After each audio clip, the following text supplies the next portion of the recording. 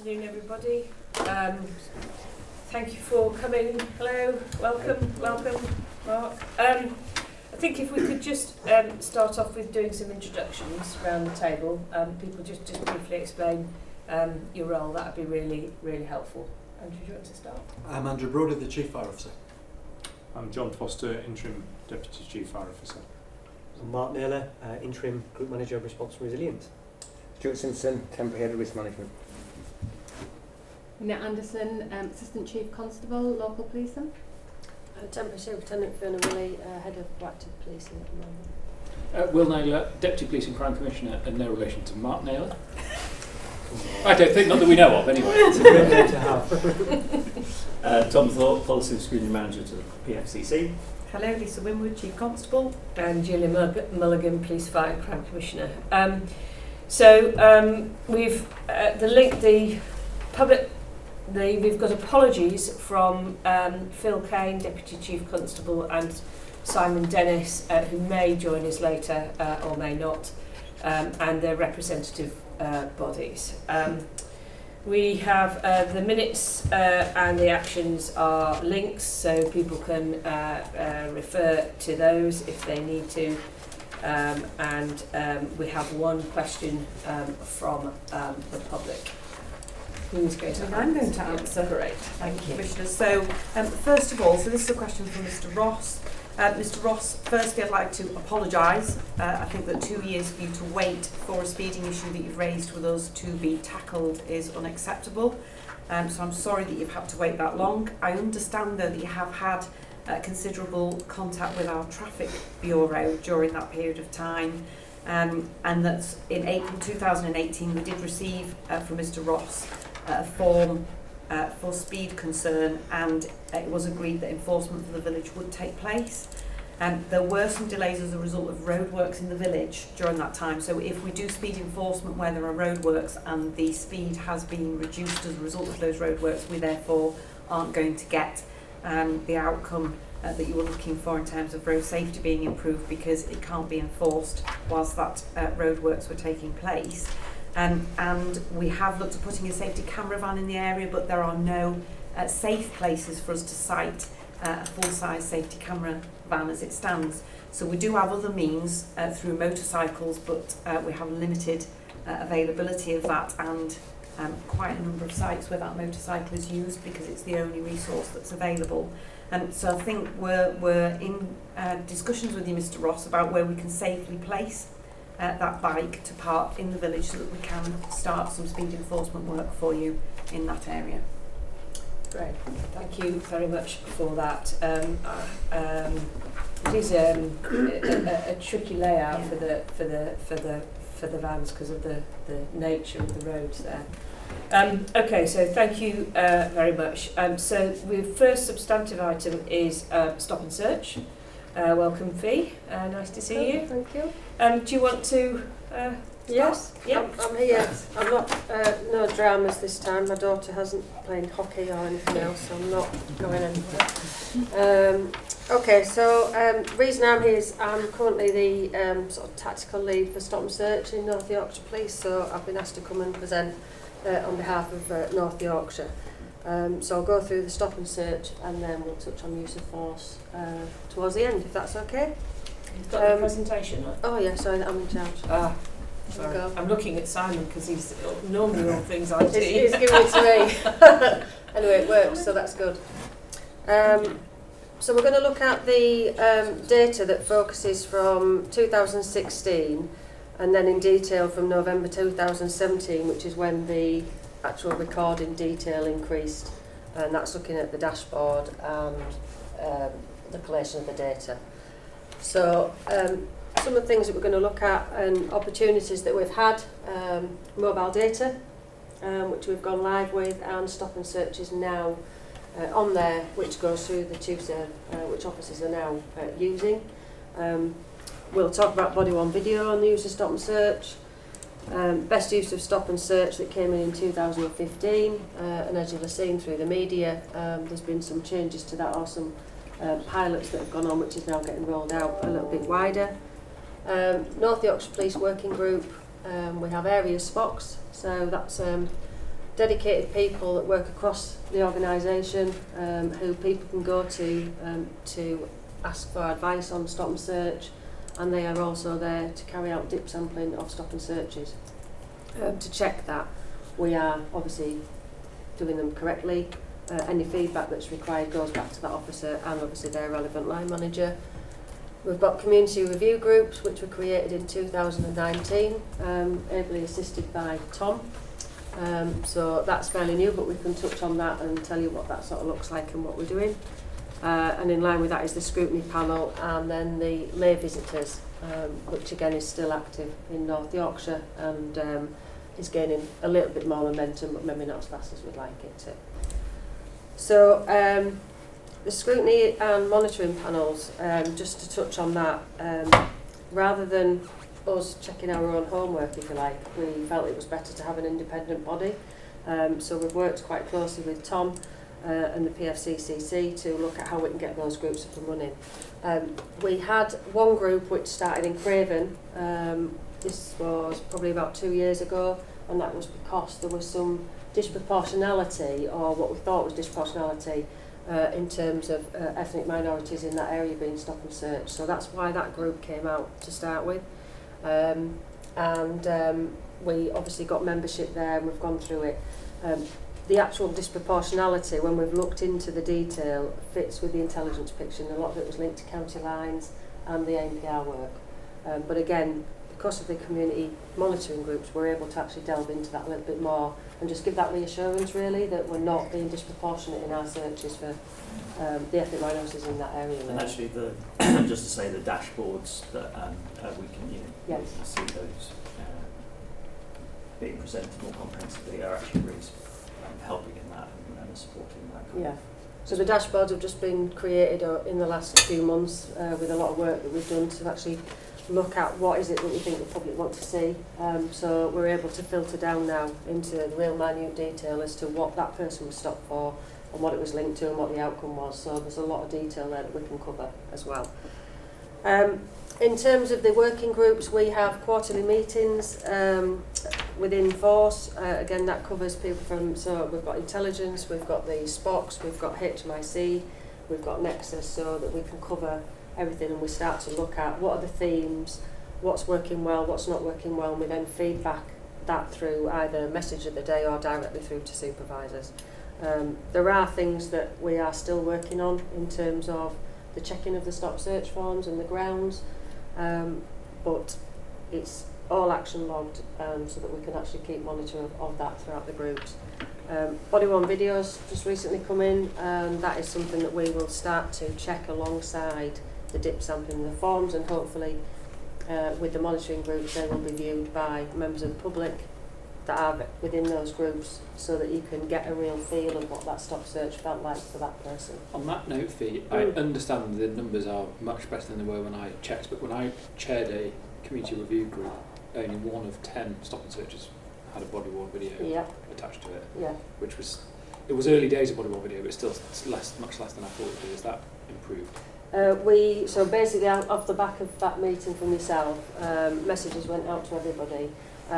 There is a thing on the form to say, discretion, and we know that sometimes body-worn video is not going to be used depending on the circumstances. However, it seemed to be the default position. So we are addressing that and obviously monitoring it. So we have seen a slight increase, but not as much as we would want. So that is an ongoing thing that we're trying to pick up. And I think once they know that we're going to be picking that up in the working groups and the monitoring groups, then it will start to become the norm.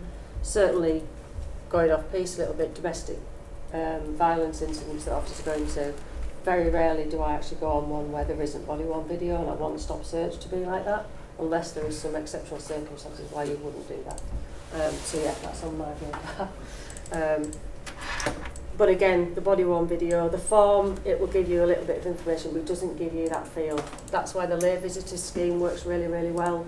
Again, that's run through the PFCC, but through ourselves, so that we can make sure that when they're coming out on duty that there's a likelihood that they're going to get a stop search. We're not going to do a stop search just because we have got a late visitor, but we need to make sure that they've got the opportunity to be able to witness that when they're out. And we've just had an increase, I think, haven't we, Tom, on lay visitors? So that's regularly advertised so that we can keep increasing that as well. The LAMI report that came out, that talks about obviously BME in the criminal justice system, so again we're looking at that through the working group, what recommendations, what learning can we take from that to make sure that we're actually pushing that forward within the force.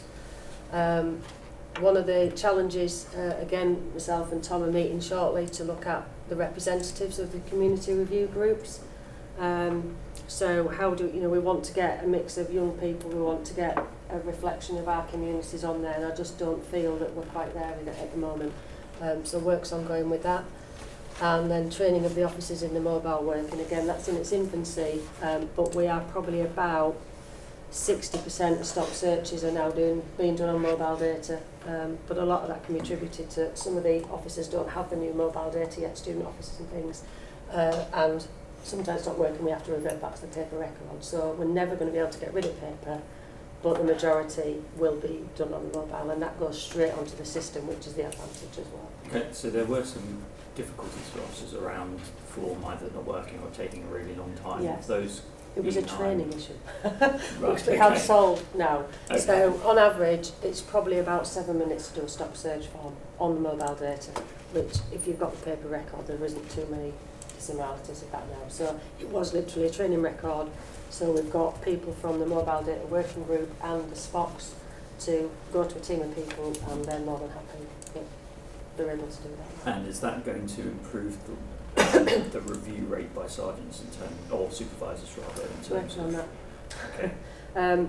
We want to try and get away from checkers checking checkers because, however, the HMIC quite rightly have identified that supervisors aren't necessarily checking the forms as we would like. We aren't able to put on the TUSERV for it to go to a supervisor prior to inclusion. So it's about just educating those sergeants that they can have access, they can look at everybody's, and it's just embedding that again really. The DIP sampling does highlight that, and it goes back to the line manager, so that is starting to take effect now. Fee, a while ago, it was a while ago, but some data indicated that that stop and search was being used in North Yorkshire a lot around young people, so not just people from BEN backgrounds, yes. but in particular young people. Is that still the case, or is it? Are you feeling more comfortable with that? Certainly in the last couple of working groups, there's nothing that's sort of come out Right. to say that we are targeting the young. Some of the young come out of the county lines because we know that they're being exploited, there's no better word really, to actually go and do that delivering. So that's probably where the highlighted comes in. But I haven't got any data on age. Just There is it on there? Yeah, we get to that. Yeah. Oh no, that's use of force. Actually. No, I don't Yeah. think it does. And I also think it's something that came out of the Youth Commission as well. Yeah. I remember reading the youth Yeah. commission saying how Yeah. they feel when they're stopped Yeah. and searched by Yeah, the police, and that Yeah. it can impact Yeah. on yeah, their Because that's where I'd like to have youth on the community Yeah, monitoring yeah, groups, because they've got a real Yeah, voice, yeah, I think, yeah. in that Yeah. respect. So, but yeah. in terms of it really shouting out at me, I can honestly say that there's nothing at the minute, Yeah. but I suppose what we need to make sure is that those that are, Yeah. is it proportionate and is it Yeah. right that we're doing that? So Yeah. I'll take that away with me. Thanks. And obviously the body worn video, which we've touched on again, it just increases our legitimacy and transparency. We've had some not issues, but looking at how we can do it, obviously under the data protection and everything else, but we think we're at that point now where we are happy, and we've worked with information to make sure that we've got everything in place to try and reduce any impact that would have, so that we can freely view it without redacting any of it. Start redacting it, then it doesn't become as transparent, so why bother? So that's work in progress, isn't it? And hopefully the next groups we should start seeing that happen. Just on the age, 77% of stop and search is 18 plus. So that's 13% is 16, 17-year-olds, and 9.25% is 0 to 15. So how does that compare with population and things like that? See what I mean? But that's what we need to look at. Yeah. But Because again, what I can do there is draw down into area as well. Yeah. So we're talking Yeah. urban, or we're talking Yeah, rural, exactly. so Yeah. I'll do that. Yeah, But I that think would it was in see- an HMIC report, or what, it was a while ago, but We could ask the Youth Commission whether anything else feels like it's changed. Mm-hmm. yeah. Because again, yeah, PCSOs can search for alcohol. So Yeah, again, that's yeah, when you're starting yeah. to look at that. Yeah. I'm not saying that that's the Yeah, answer, yeah. but obviously Yeah. you've got a wider aspect Yeah. there. I've just put that in just because I think it's clear that we sort of link it back to what our priorities are in terms of where we're carrying out stop searches and what they're linked to. So county lines, we have a lot of vulnerability within county lines, as you know, which is one of our key areas for stop and search. We're looking at the collaboration, that's ourselves working with you, and obviously we want to start to build up those communities as well. IAGs were a very big part of Stop and Search, but with their roles changed. They're not a monitoring group, they're an advisory group. So again, we need to make sure that we're linking in from a working group perspective and the monitoring group so that they're fully appraised of what we're doing with Stop and Search, and the new dashboard is actually presented to them in the IAGs as well, so they can sit and actually get into that detail. Technology, so looking at reinforcing local policing, training, development and feedback, that's ongoing. And then obviously making sure that the customer is dealt with ethically, we're being transparent in what we're doing, and obviously we're accountable for what we're doing and who's doing what. So it does really fit with our priorities. So this is some of the Stop and Search data. So this basically just shows you the last 3 years Stop and Search data.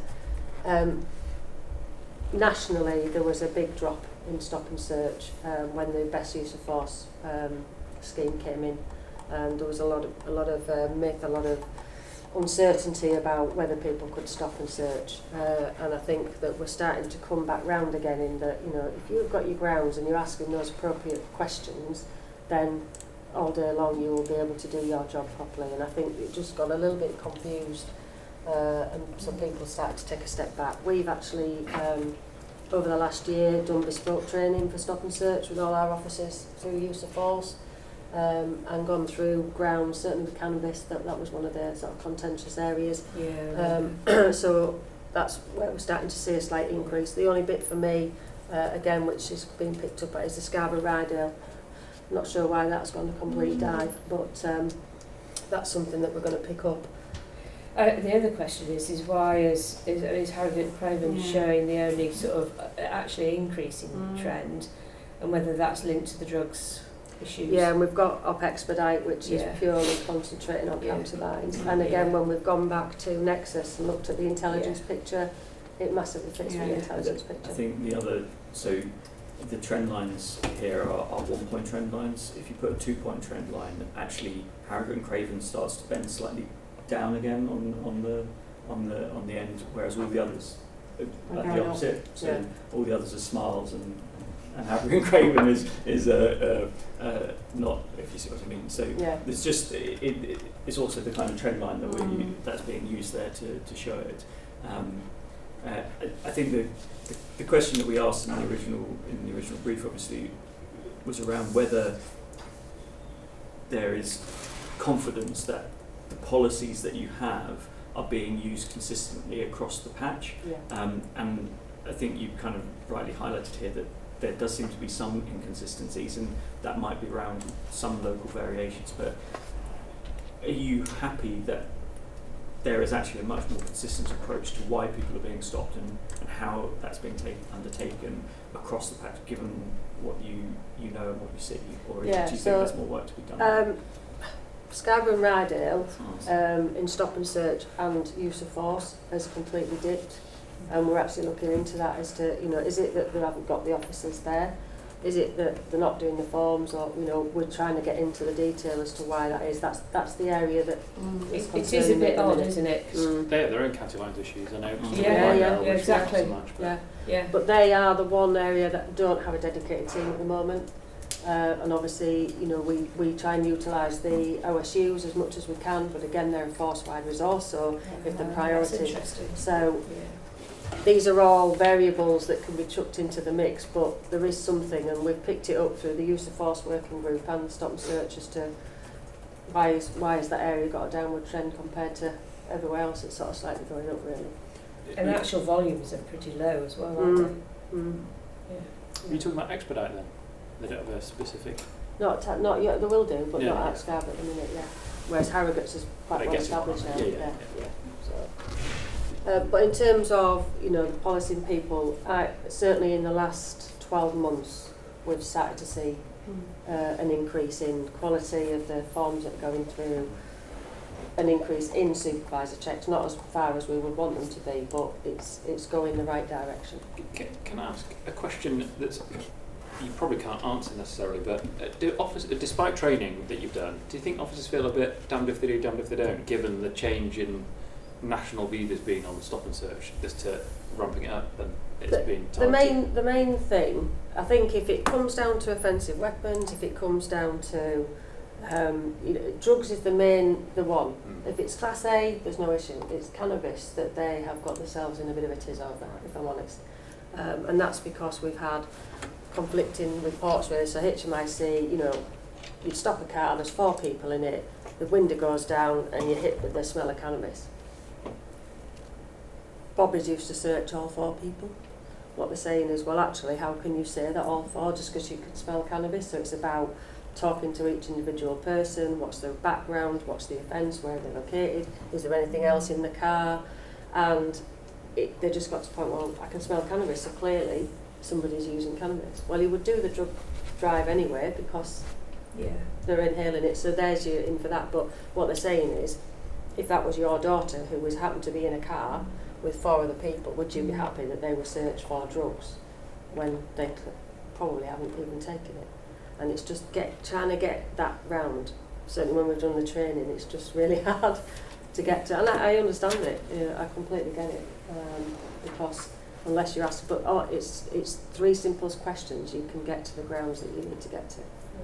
And we've tried to do that. So what's the offence? What's the location? And what is it about the person? So their eyes, the pupils are gone, or you know, that's what they need to cover, and that's what we've tried to make it as simple as possible. But actually, those 3 questions get you your grounds, and you just need to write it up based on the other factors that are around the circumstance at the time, like somebody's rung it in, or you know. So, but we're trying to break through that really. It's like anything; it takes 5 minutes to tell everyone not to do it, and then it takes probably 12 months to try and get them back onto it. So this is stop and search data where we're looking at obviously self-defined. Don't know if you can see that. I can't. I just didn't think I need glasses. So the predominant one there is obviously white persons, and then obviously we had concerns over certainly the Asian community when we were looking at county area. Flip back, sorry.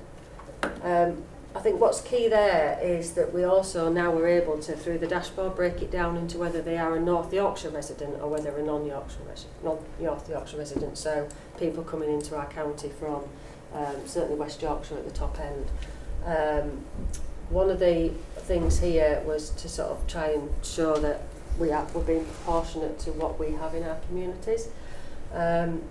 Many of the non-North Yorkshire residents are, when we go on to the next page, it's linked to drugs again for those stop searches. Nothing specifically that's sort of come out. We are looking at dip sampling those to make sure that we're proportionate in what we're doing. So my question then is, what makes you think 10% of non-NYP residents are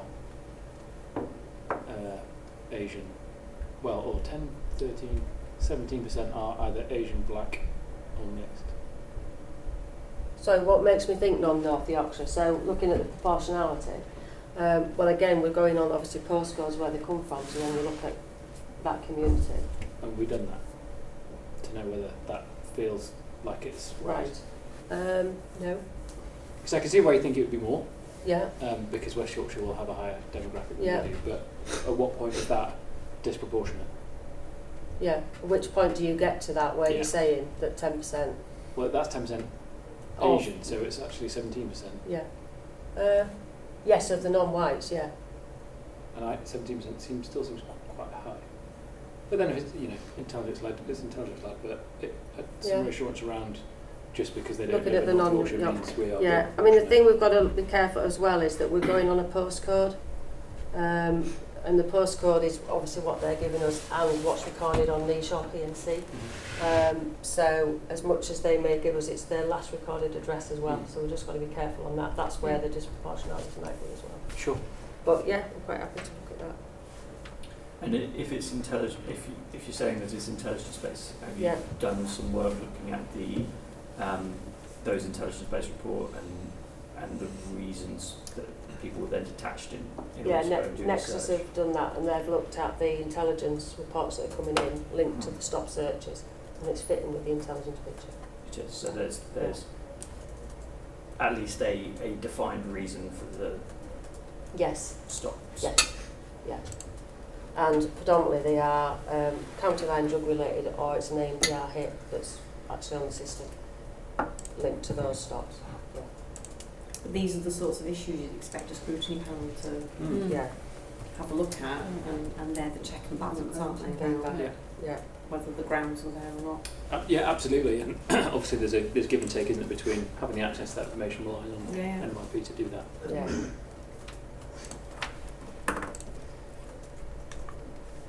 I have no idea what the right number would be, by the way. No. I don't think we can sort of outsource. No, I think it's a Not valid that question, yeah. isn't it?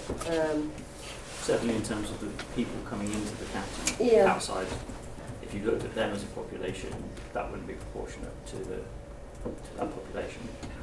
That would be a stronger thing towards the AME. Yes, very hard to say. We don't know where they're coming from. Yes. Well, you do. I mean, but if you look at them Yeah. as people coming in from outside, wherever they're from, if you look at the people, anybody coming If into the I county as a collectively get the population- West Yorkshire ones and then balance it against that community picture, then that's where I can say it. But I'd have to drill down to say, because they might be from Durham, Newcastle, Northumberland. I was wrong to say West Yorkshire, but I'm just going on historic and obviously evidence based as to what we know. Particularly when you look at the volumes around Harrogate and Craven. Yeah. Yeah. Yeah. So this just breaks down into what the some areas are for the searches that are carried out. As you can see, the main one is drugs, followed by stolen goods. The weapons one, again we look at that, but it's just to put into context that twice a year we have a week of action linked to knife crime. So there is an increase. We've never had a Section 60 signed up in North Yorkshire, which is positive and good news. We've not Can felt you that we explain need what to. Section 60 is? It's basically a pre-emptive authority, which used to be a superintendent at ACC level. So if you feel that there is a growing need for searches, certainly to do with knives, when you look down at London with the knife crime, you can put a authority in place to search, more or less reducing some of your grounds, if you like, to put it in layman's terms, that you've got not a blanket to search people for knives, but it gives you that little bit more autonomy to be able to do it. We haven't actually had to do that in North Yorkshire, and that's one of the changes in government, in that they're bringing it down to inspector level. If you feel that there are levels of violence where knives are involved, that you can start to search people a little bit more proactively in that area. So the weapons one, I can't break into detail what the weapons are, but again, just to put into context with some of those, we do have actively 2 weeks a year where we are focused on people where we've got jobs coming in with weapons or knives, or we know that people potentially linked, so we're doing active door knocks, and we're also doing trading standards jobs and things like that. The only thing that surprised me about that figure was I actually thought there'd be more weapons stop and searches anyway, but the reduction from 2016 to 2018, when you think, given what we know about county lines and I think what the public would feel as a more sort of violent type of crime. It's different colours. No, you're saying overall the number No, of no. The numbers searches of So the since weapons 16 it has gone down. It's reduced, yeah. Yeah. The overall, and this is it's a national trend that that stop and search massively reduced during those 2 So- years I see. in So- all categories. Because what you've got, Yeah, which is the sort of but I still thought with weapons in particular, given there will have been a low base anyway, that it might have not followed that national trend. Yeah, and again, you know, when we've looked at some of the data, and unfortunately I can't give you the exact numbers, but we look at the data of, so I go and stop somebody and kind of think they've got a knife, but I haven't got enough grounds to search for a knife, so I can smell a bit of cannabis, so I'll search them for drugs in the hope that I'll find a knife. We aren't disproportionate in that, so what we're searching for on that outset search is what we're finding. Whereas again, when I've been down to the Met in conferences and things, that was some of their monitoring groups questions in that you're searching them for drugs, knowing that you want to find a knife. You're not stopping them for what the reason that you should be stopping them for. When we've looked at our data, we're not disproportionate in finding things that we're not looking for. So the conversion rate of you form the grounds to stop and search and then you actually find what you thought you were going to find and an arrest, they're massively different across forces between the 100% of stop searches and what percentage then go on to find what you think you were going to find or make an arrest for an offence. Come on to that next. Don't we? Yeah. Do we, without second guessing, do you expect that stop searches for weapons to go up again? Not particularly in North Yorkshire, no. Based on the intelligence of... No. You know, county lines, yes, we know that they, you know, will carry knives and stuff, more for their own protection than actually harming others, and we have seized them when we've done jobs and things like that, but nothing that would... Your intelligence will be much more around the drugs than the... Yeah. Because obviously there's been an uptick in violent offences of violence and weapons. Is there not a correlation somewhere there? So, you know, we've seen a drop off in ASB, but an uptick in kind of violent offences and things around county lines and like that. Is there not there a reason? I think what the thing is as well is to remember is that and again, if we get a violence job, or we know that the violence, then the chances are that they'll be locked up for the violence offence, and then they'll be searched under Section 32, so it wouldn't be covered under PACE. Right. Okay. So that might be another angle that you want to look at. So there might be more weapons. But it'll be under 32 rather than a PACE one. Just on and I know this was a national trend, the drop off after 2016, but I do think that do you think that because you were stopping and searching people less frequently, that had an impact in communities? Now, back then, so there's a big between 2016 and yes, exactly. So do you think that because the police were doing fewer stops and searches, that had an impact? For example, we've seen county lines drugs increase. We've seen, you see what I mean? So do you sense that there's any sort of cause and effect, if you like, between the reductions in stop and search and some of these types of offences? I mean, yeah, don't quote me. I mean, I think there's a lot of variables that you could argue with it, but going back, I don't think we stop and search. That's what I mean, exactly. I don't think we stop and search as often as, you know, back in my day. I think the other interesting thing there is that certain communities don't necessarily feel less stopped and searched, even though there has been such a big drop-off. Yes. And potentially it's because it's more infrequent, it's more noticeable. I don't know whether that might be something, but they still feel targeted isn't the right word necessarily, but targeted to a certain extent. And so there's maybe something around community relations there and the way that it's presented to communities as well, which... And I think that will come from the groups and the scrutiny panel to be able to then actually publish that so that the communities can see that we are looking at it and we are scrutinising what the police are doing and that we're right. Okay. So this goes on to the outcomes which I mentioned earlier. quite a lot of NFA, which you can argue, but to me, you know, if the grounds are there, it's not about whether we find something. Some people have the preconception that if you've got enough to stop and search, you've got enough to arrest. It's not. You're doing the stop and search to actually determine whether, you know, you've got that. Whether you get an NFA, no further action outcome, doesn't mean that your grounds weren't legitimate, you weren't right in what you were doing. If you've asked the right questions and we've done it, and this is where we look at those NFA ones, is that, you know, okay, and this is where the dip sampling goes back, is actually your grounds really aren't sufficient, and we give that feedback to the officers. Do you keep a log of? Yeah. So, Yeah. and is your training improved the use of ground? You know.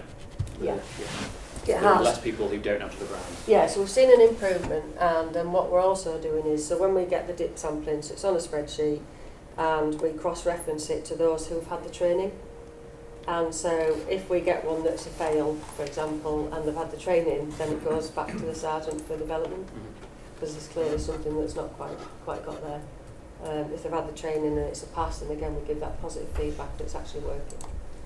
So on this chart, it's interesting because I was trying to correlate, but I don't think you can because of the charts. The difference is whether or not back in 2016, when you were doing a lot more stop and searches, the proportion of NFA was higher than it is now.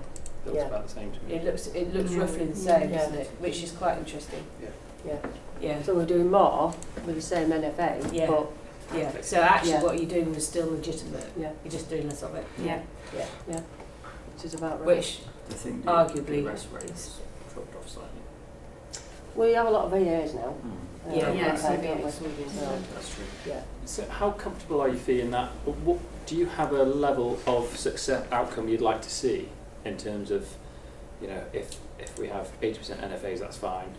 90% would be too high. You know, at what point do you start to worry about the intelligence or the I think, undertaking of the stop and search itself? yeah, I mean, I would like to think that we do get, I wouldn't like 100% NFA No. because then something's not right, but so for example, Project Servitor, we have a, I think it was the last count we did, it was something like a 67% success rate, because they are trained to do a level of questioning. And so when we have carried out that search, we have found something because that person is showing so many behaviours or whatever. I'd love to get to that point, that would be brilliant, but to try and train everybody in that wouldn't be realistic. But You're not uncomfortable as things stand? not at the moment, no. The bit for me is when that NFA, you start looking and actually you've just stopped someone in the street for no, if the grounds are there, body worn video will certainly start to have a tail with that as well. Yeah. And I'm not saying that the forms are written, but you could write on a form, but when you're actually watching it on video, that will be the tell for me. But so you can hold me to a figure when I come. Well, no, I don't know. The last thing I want is a figure. I No, just wondered whether Yeah. there is a 100% point where you start to feel Yeah, like there's yeah. something going a bit awry. Yeah. But if you're not, I think the two things there are the NFA, keep an eye on the NFA, and then the other one is, are we searching and finding what we're looking for? Are we searching and finding what we're not looking for? They're the two worrying bits for me. If that starts to go up, then that's where, we're looking for something that's maybe not there, or using other means to get to what we want. it's hard to know whether the proportion's the same because the lines on the bar are so small. Yeah. But, is the proportion of minorities in the NFA category the same as the proportion in the others? My worry would be there is an over-representation of BME in NFA, which might again call into question the use of them. Yeah. But I just can't. Use I don't. Yeah, you There's can't see it, but I There's don't. another slide I think that shows Does that. it show it on that? Yeah. Mine's not in colour, so I can't That's see. the next one. Reasons and outcomes there, so that might. So, Oh no, yeah, okay. Yeah. So no. It's about the same. About the same. There's nothing, we're not sort of stopping 98 No, and no, having okay. a 90% NFA. It's sort of across the board really. So that just breaks it down into what we're searching for, and then obviously the disposal rate as well. Unlike any of the others, the Chinese category has a lot more other what might other... I don't like other. No. No, I don't think anybody does. What might that aim to... Just because it is like, it's 15% other, Yeah. what might that... So on the stop search form, and again, there's quite a lot of different categories. So it might be PSSO for alcohol, drugs, terrorism. So they don't list them all, so they'll take other, and then on the back of the PACE 1 form is a list of all the others, which they should then put on the grounds at the back. So that's probably why, because we can't obviously list everything on the PACE 1. We've gone for the ones that predominantly come up. Right. But there will be a record of what those Yeah. others are. It's just surprising that it's Yeah. one particular Mm. community which Yeah. seems to... Yeah, And I don't know whether that's because they predominantly live in one area and officers in that area are leaning towards a certain kind of outcome. Yeah. It's based on tiny numbers. That Yeah, It it's obviously yeah. is tiny, tiny. and this It's is only two yeah. people. This is where we need to, because again, when you look at that, you're like, so for us, when we need to try and get this out to the public. So what we're publicising doesn't give that level of detail, and to put it into context, is actually it might look like 50% was actually two Yeah. people. Yeah. So we need to make sure we've got that narrative with it as well to actually, go with it. Yeah. So for example, that figure you write is very small, could have been a very specific operation, Mhm. for example, Mhm. and that's why it's One recorded car on or the, yeah. Yeah. You might just expect to see a slightly larger light blue patch on some of the other ones. It's only a total sample of 12. Yeah. No, I yeah. know, but if Yeah. you were looking at the proportion then that you'd have in 77 black people of black origin, you'd expect to see a higher.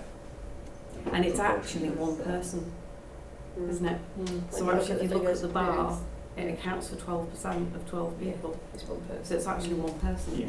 Yeah. But it looks, yeah. But it, on the bar But chart. when you go down to it, yeah. But my point is that when you would translate that into ever increasingly larger numbers, that would Well, not necessarily, because it's just an It's one anomaly on person. one person. Yeah. And it might remain one person. But I get your Let's point. fingers We crossed. don't like other, do we? No, we Get don't. out of other. That's the main thing, crux, is we don't like other. It doesn't tell you anything, does it? What we don't have, which Yeah. you said is a potential red flag, or one of the things you keep an eye on, which I don't think any of these reports have, is the number of times you have found the thing that you're looking for, or found something that you haven't been looking for. Yes, so the conversion rate. Conversion Yes. rate.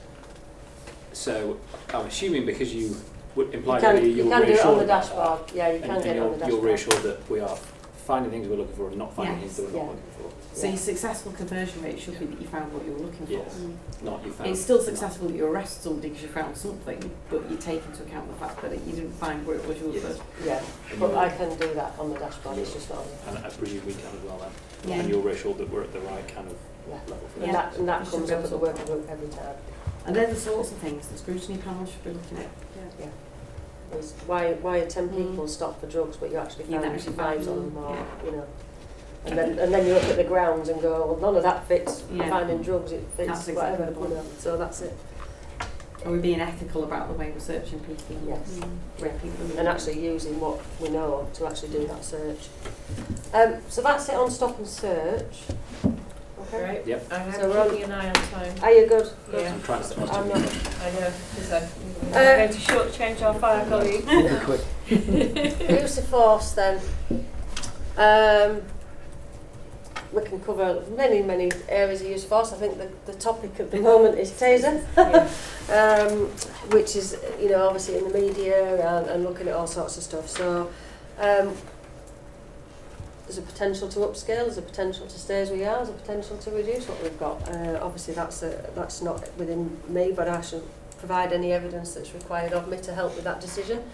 And then we look at obviously annual training in terms of taser as well. That's really hard to see. I apologise. This basically gives you a breakdown of the different levels of force that you can use, okay? And when officers fill out a use of force form, well, there's about 260 odd different parts to it. When taser becomes involved, it's even bigger. But as you can see, tactical communications is your top one. Now, if you talk to somebody and you don't need hands-on, then you obviously would never ever fill a form out. But I would like to hope that that is the higher figure, and we do actually start talking to people first before we put even any hands-on. So that's why you've got that as your top one. Now, I spoke with Tom briefly the other day. Taser, obviously, on there shows you 177 as the second tactical option. I'm not able to break down into that 177, but I can with a 301, so that shows you the overall use of Taser. And I can say that 83% of those Taser deployments were non-contact. So I don't know if you know, but Taser has different levels. So you've got drawn, which is basically take it out of the holster, aim, arc, red dot, stun and fire. So it was only 17%, so we had 52 out of those 301 that were actually had contact with a person. And that's nationally across the piece. It's between 83 and 87% nationally where Taser's actually more the fear of the use of it than actually the use of Taser. So when we look at the other areas, obviously you've got batons drawn, you've got dogs. Again, they're sometimes classed as a higher level of force than a Taser. But obviously not everybody's got Taser. Everybody does have a baton, but we very rarely draw batons. More often not to break a window than use of force, to be fair, but it depends on your circumstances. And again, when you're looking at use of force, the Taser is probably the one that will give you that space and distance between the actual person. So when we're looking at somebody who maybe has got mental health or what we class as EMDI, which is emotionally and mentally disturbed, we are guided that we give that person space and distance. You start looking at your baton and your cuffs, then either they're going to get injured or you are. The Taser gives you that ability to actually try and do that tactical communications with them. Go on, you're going to ask me something, aren't you? Well, we were just looking at further down. Can you just explain around the fact that first option 22 instance there of firearms being used as a first option? Yes. They may be specific instances. So they are. So if we have what we call a pre-planned job, and I've done the plan, and they're going to go to an address, and I want them to take AEP or they are given the firearms already. So it's a pre-authorised authority. They have to use force for it. So they've not used it, we've not shot anybody, and we've not pointed at anybody, but because they've drawn it, it's classed as a use of force. Yeah. So that's what that's for. Okay, is that all right? Could you also just explain a bit about, so, you know, second option, 177 uses of Taser, we know that that's not necessarily them being fired. Yeah. Any pros and cons to moving so quickly to even just drawing the Taser? Well, you'd have that, yeah, you could have it either way, couldn't you really? So, one of the things, and this has come from officers who are Taser trained, and they turn up at an address, there's a violent person, and the officer turns up, the offender straight away has got a Taser, I'm coming with you. Right. Not even done anything, wouldn't even have to fill a form out. So, or they might point to it. Again, no form filled out because you've not done anything with it. It's an acknowledgement and it's the fear of Taser. Those where Taser's being used, it doesn't matter what you've got. That person is not going to comply with you, they're not going to do anything. But it's probably reduced them getting seriously hurt because they're able to put that distance between them and that offender. There's pros and cons. I am an advocate for Taser, I will be honest. Other people will see them as a negative.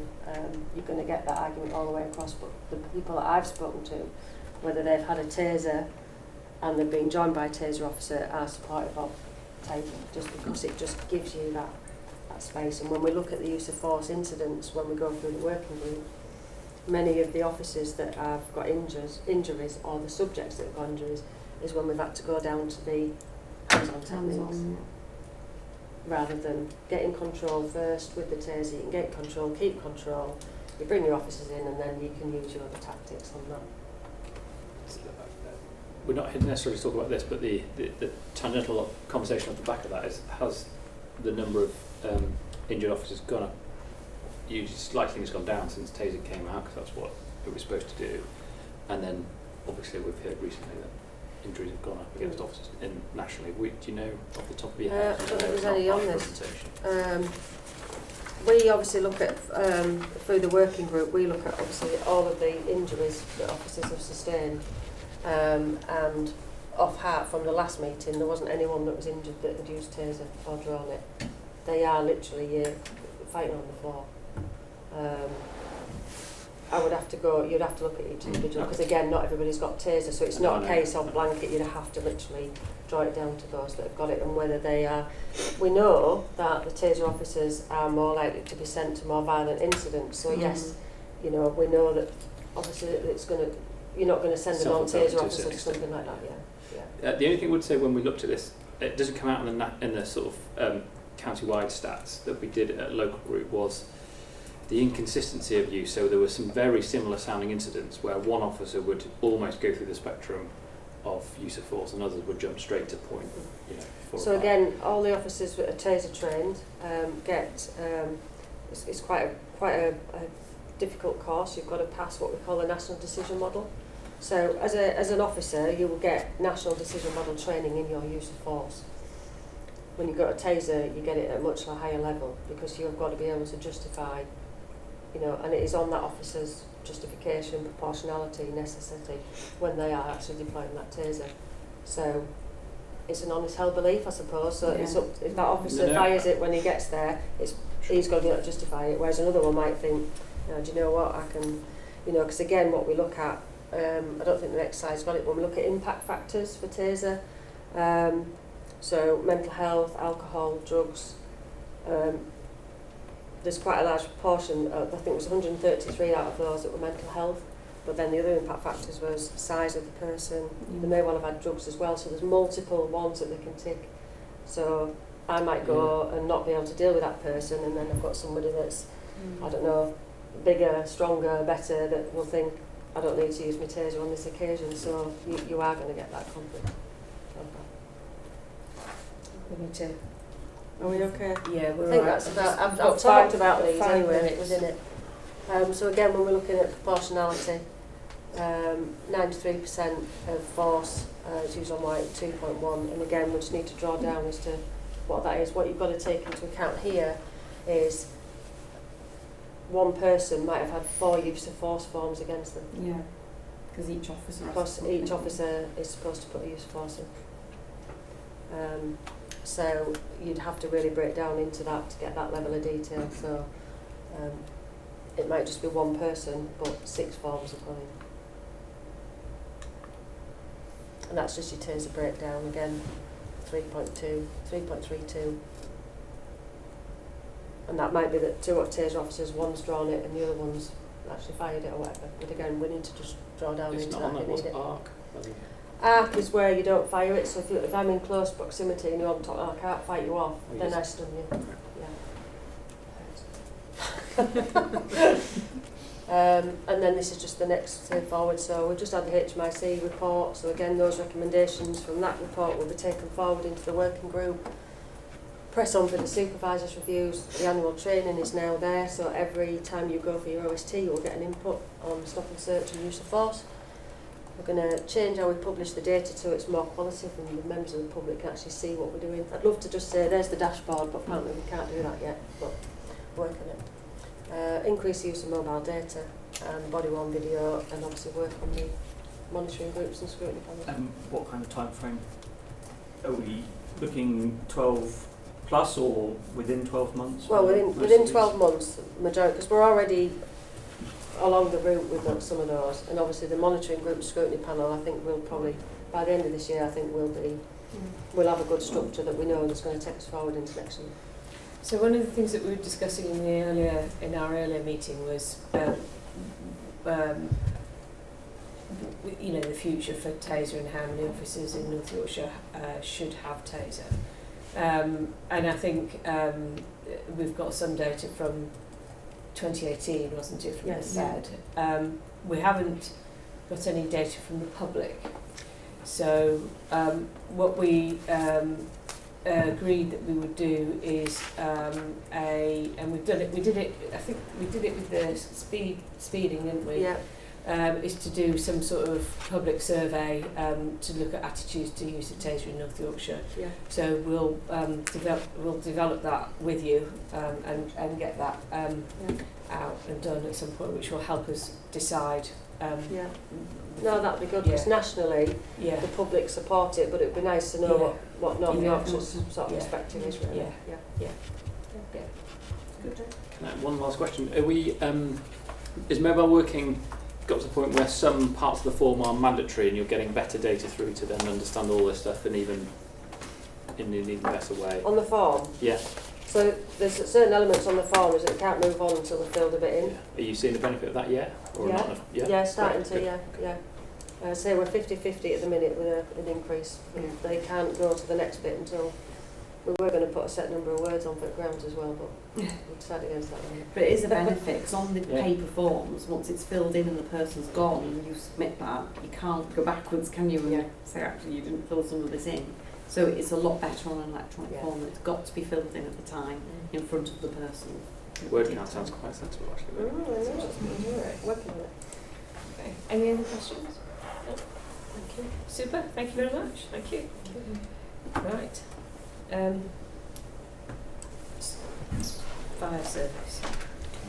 Yes. Mark, are you leading on this? Sorry. I believe so. Yes. Thank you. Have you got the PowerPoint there? You get the full scroll on last if you just scroll right. Next one. There we go. You're on. I was rather hoping you were going to have a picture of a horse. I have got a picture of a horse. In fact, does it have a pointer? Is it? Does it have a pointer? Oh, No, there. well, yes, it does somewhere. If It's you got a light on it somewhere. point them, what happens if you push the middle button? That's it, the middle button. Middle There one. you go. Oh yes, there you But go. you might not be able to see it on the TV. Doesn't work very well. Use it. I put it in specifically for you. Thank you. In the ditch in the top left. All survived. So, yeah, I'm going to talk to you about special service calls. So, Section 9 of the Fire and Rescue Service Act is special service calls, and essentially it's a non-fire incident. So anything that has no fire to it is classed as a special service call. Some of the pictures, yeah, aptly chosen due to fitting into that category. And our rural. And our rurality, yeah. No animal or human was hurt in the process of making the presentation. And the cow that stuck with its head in the tree did actually survive and was running around that field soon after that. And the horse, yes, that did survive as well. Just so we're all aware of that. Okay, as I said, special service calls, Section 9. That's some of the incident types down the right hand side, and they're taken out of IRS, so the incident reporting system, set by the Home Office. They're the incident types, or some of them, and you'll notice there that there's other on there as well, approximately just under halfway through, and I'll cover that. So 23.1% of our incidents being other over a 3-year period, that is. I'll just explain the graph first of all. And then I'm going to start by looking at the graph there to the right hand side. So the largest chunk of our special service calls, I don't think would be any surprise, and that'd be road traffic collisions. Yes. Still our largest special service call, and we do work extremely hard with our partners, being part of Night 5 Alive since its conception, and continue to do that work to try and reduce that number. And those incidents can range from driving to the job and shielding the incident from the highway. It could be that it's to a full extrication because there's fatalities within it, and then going back with the collision investigation teams to look at those. And then flooding, I guess, being the second largest, and it's quite appropriate really, and I'll be focusing in on the flooding when we turn over the slide. So the flooding part, we classed as 3 types of flooding: as pluvial, fluvial and the coastal flooding, and we suffer from the east coast, and we've seen some significant tidal surges over the years and played a part in that. 492 incidents over the 3-year period. Assist other agencies is on there, third one down, and that can range from assisting bariatric patients, so assisting our ambulance service, transporting or getting the person out of the house and into an ambulance and off to care.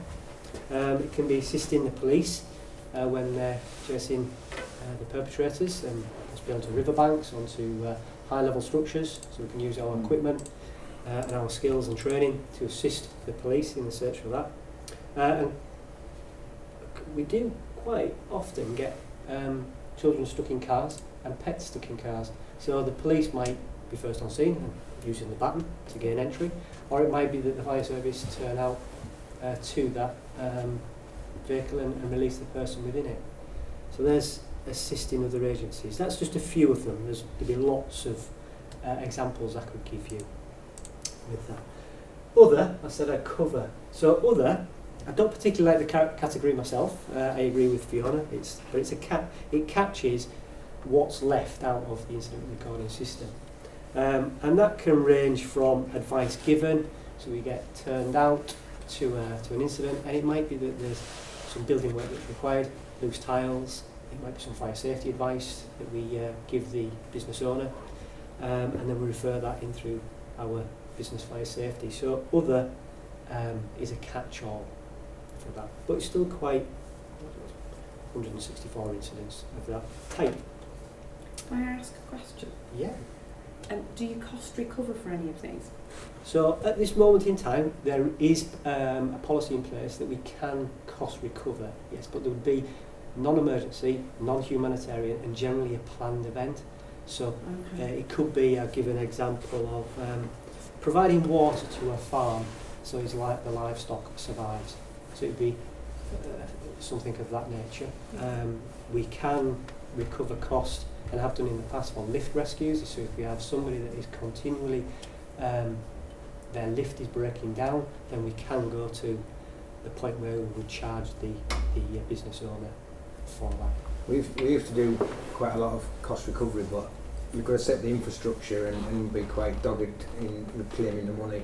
And so we found it was cost prohibitive really. We're spending more trying to track down the money than actually what we were recouping. But it's something that I think, having done this presentation, is something we probably need to just review and revisit and look at. Now we're doing, because the general direction of movement is to do more non-fire special service calls. So it's that opportunity to actually provide that service but actually cover our costs for it. There's a fine line as well between the emergency part of it, because when you say there's going to be a cost to this, it depends when you're asking that, because if you ask it when somebody's dialed 999, they're wanting somebody there and they're called because it's an emergency. So if you had to say to them, well, there's going to be a cost to this when we arrive, they may not then want to progress that call out, and then the person that's rang up might try and get involved in solving the accident, and then it becomes human, it gets bigger, the incident becomes more complex, and then it just doesn't look good. So for example, if we've got animal rescues, particularly with farms, large animals, a farmer may choose to progress that rescue themselves, and in so doing so put themselves at harm's risk. Then we're involved in the human rescue. So it's a fine balance between the two to try and call whether we charge or not. Just whether there's the non-emergency income generation opportunities, isn't the way you could call another company but you choose to call Fire Brigade because you're free rather than paying the company. And on there, where you see spills and leaks there, if we go to a hazardous material style incident, generally we will go and deal with the immediacy of it and the emergency response aspects, and as soon as our work is done in terms of dealing with the situation and making it safe, it then moves to a clean-up. Can I ask two questions? One is RTCs over 3 years. That actually doesn't. That's one a day, kind of, give or take. which just seems lower than I expected, actually. Yeah, It's exactly what Stuart and myself said when we saw it, but yeah. So two questions around. One is how I presume that's as accurate as it gets because it's what your system says. Yeah. Two is I assume you don't triage those particularly. If you're called to something with the best of your knowledge, you'll go and support. We'll go. I think you've got to remember that we don't go to every road traffic collision, so a lot of just minor injuries. So it's only really, the in control, the call handling will ask are people trapped, and certainly with our partners, they'll ask that. And if it's only if somebody's trapped that they'll pan it up to the fire to attend. So they're likely to be the more serious ones. Yeah. Potentially, although you get a lot of motorbikes where there's even fatalities and we won't even go because there's nobody trapped, nothing particularly for us to do. Yeah. And then on attempted suicide, what about those calls for service do the fire and rescue go to support, and how well trained, I don't mean equipped in terms of equipment, how well trained are your firefighters emotionally and all the rest of it to attend those and support? Negotiation skills. Yeah, so I've actually got that in the presentation actually. Oh, we've been on the East Coast, I get calls to attempted suicides. I won't say regularly, but I do go to them. And it's an area that we could progress as one of our opportunities, the fire and rescue service, because we've got negotiators within the police, and they can come from quite hefty travel distances, and our crews can be there on scene within minutes of being at Scarborough. So from a training perspective, I think there's an opportunity there where we could get some basic or some more advanced for some of the officers or even the crews for negotiation training. And having been to a number of them in the past and successfully got people down, I think the fire service, I won't say more likely to get people down, but due to the fact that we are not the enforcer, we're more of the educator and try and be that friendly person, then we are successful in doing that, and I have been successful myself, and it's something that we'd like to progress. I think it's something that I would like to progress, and the crews in Scarborough would do so as well. As for the emotional support afterwards, we do have our staff plan assist. There is the crews can deal with it themselves, like they generally do around the table back at the station. Do you have post-incident management as well then? Yeah, we have debriefing systems in place that can be on the job, and then we have a little bit more formal debriefing procedure internally, and then it can go to a full strategic debrief depending. So we scale it to the size of the incident, but there's always a debrief. And that's one thing the fire service are very good at the job, is we look at it straight away. So you're there on a negotiating front. Is the negotiating training you get specifically tailored to suicide, or is it a general negotiation? So we don't do negotiation as such Yeah. at the moment. So we really only go to attempted suicides where we've got equipment to assist. So actually into Valley Bridge in Scarborough. So we go because we can get close to that person, we can make sure the firefighters are safe, but also we can secure that person. And that builds us time in then to do the negotiation. So we'll potentially do some informal, but we haven't gone down that route, and that's one of the things I'll touch on later about. Okay, Yeah, I think the point there is that they're often get there before the negotiator and they're getting closer. And so, There's certainly an opportunity which we will need to look at in this area. Can I just, out of interest, that's over the 3 years. Would you say that there's any indication, have any of those categories increased over that time or over a longer period of time? Are we seeing change, any significant fluctuation in those kind of percentages? Or one that I'll draw your attention to is the gaining access for medical emergency. The second one from the bottom, 64 incidents. That's an initiative that we went into with the police and the ambulance service, and that's only been running for approximately 12 months now. So if you multiply that by 3 and then put it across the service, those incidents are likely to go up if we looked at that figure. We've got the 2 pilots in place, which is Skipton and Scarborough. So I think there's a likelihood that will increase when we progress.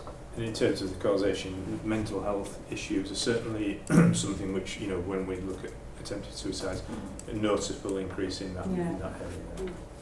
Could I just ask one quick question? Yeah. Sorry, just linked to your RTCs, we're finding a lot of electric vehicles Yeah. now. Mhm. So are you finding that you're getting called more? Because I think, are you trained in trying to sort of, what's the word?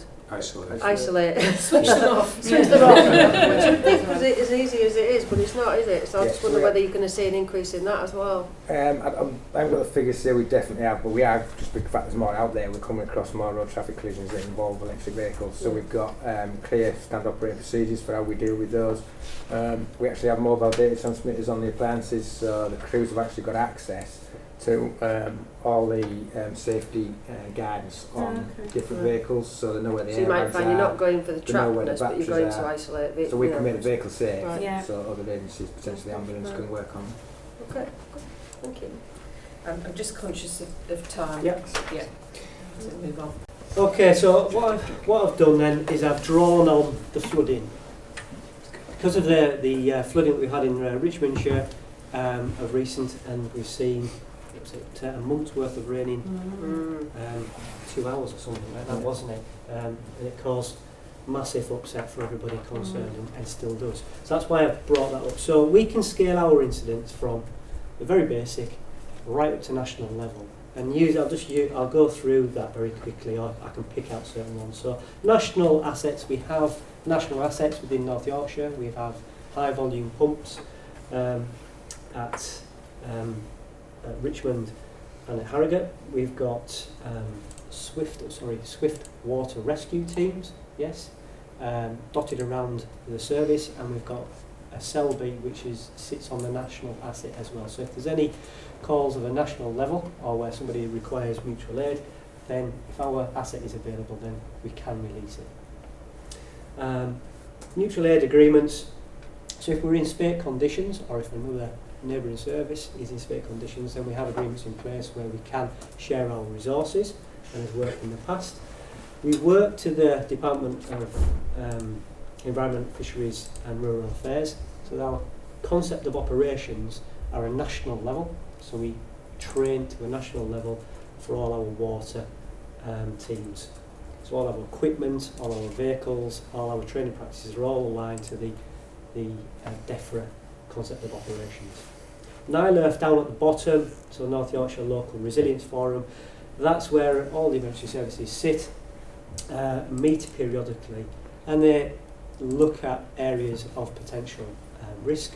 Each district council has their own flood emergency plans, and we have exercises as a NILERF group to work around different scenarios across the service, across North Yorkshire. I spoke about the incident types, pluvial and fluvial, and the coastal flooding being the biggest one that we get, and I think that sits on the National Risk Register and coastal flooding.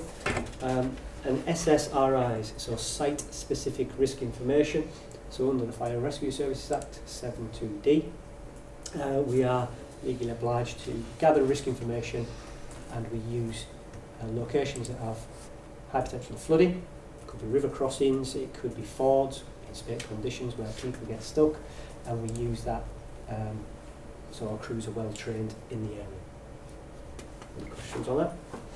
Oh, okay, so our strengths, we're 24/7, 365-day-a-year service, and we can, our resources are placed around the county strategically based on our IRMP, and we are capable of scaling those resources from special service call being a person attending a fire station to have a ring removed from their finger, right up to a national level wide area flooding.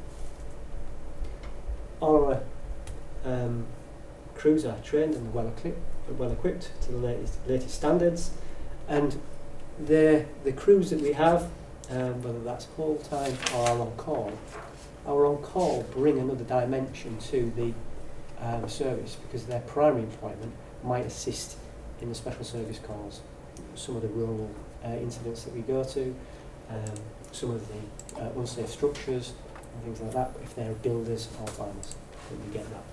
Obviously not fracking towers. Yep, we did. I said we debrief well, on the job, and then we debrief out to a national level, and we share good and bad practice through the national operational learning for the fire service, or for wider, the joint operational learning from Joel. So we share those good practices. And we've got well-established partnership working, as we spoke about. 95 Alive is one of the longest-serving partnerships that we've been in. Right, you've got 10 minutes. Okay. Well, You can hand over to me now. I don't. Give me the tricky bit. So some of the challenges we see ahead are the firefighter roadmap. I think it's fairly well agreed that with the decrease in operational demand over the last 10 years, we've got some capacity. And so it's how do we fill that? And unfortunately, that firefighter roadmap is very much at a national level, and that's where the discussions are taking place.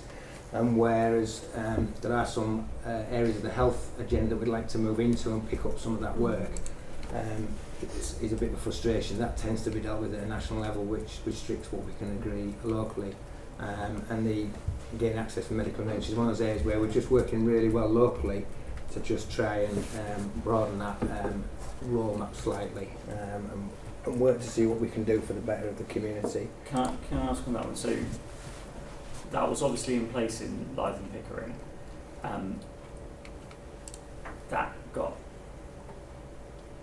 there were problems with that around the national discussions that were going on, but there was a local collaboration being put back in Is that place. the emergency first response? That's a different, slightly different, but Yeah. around the whole it's an health example of it. agenda. Is that collaboration agreement back in place now? So yeah, we just should have gone live at the end of August. We're just waiting for Yorkshire Ambulance Service to agree the remuneration package. So we're just having ongoing discussions with them. So we've got everything in place. We've got the vehicles. We're all ready to go. We're just waiting for us to get that sorted. So, Okay.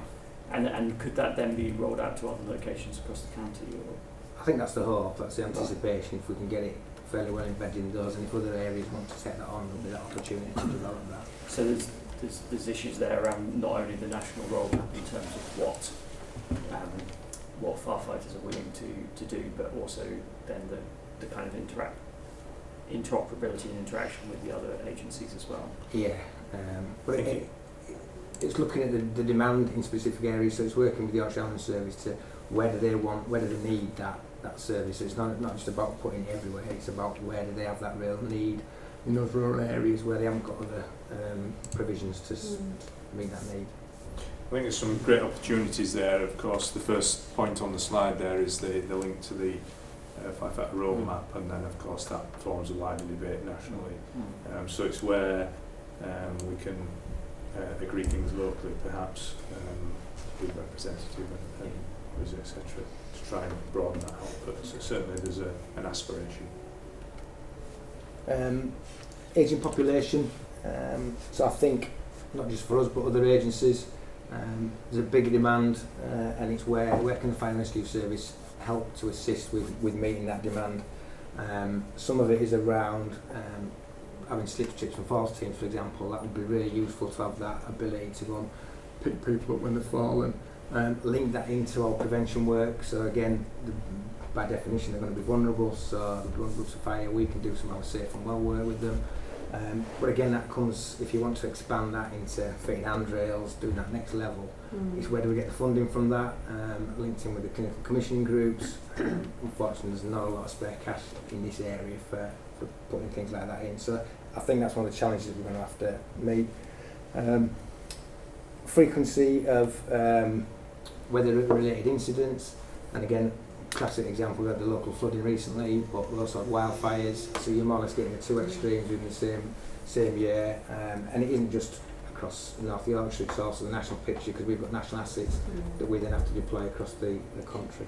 Is it also not frequency but scale? So if there's more flooding but it's more serious and more widespread, your local and national resources get more spread and more spread and more spread, and I think you said it was on the national risk register, but at some point you go, our original risk profile from 3 years ago is just out of date now. It's just simply sort of not kept up with the pace of change. You're absolutely right. In the national assets, there's reviews going on the different aspects of national assets to say, is that fit for purpose? What have we had over the last few years? Do we need to increase that, or do we need to downsize it?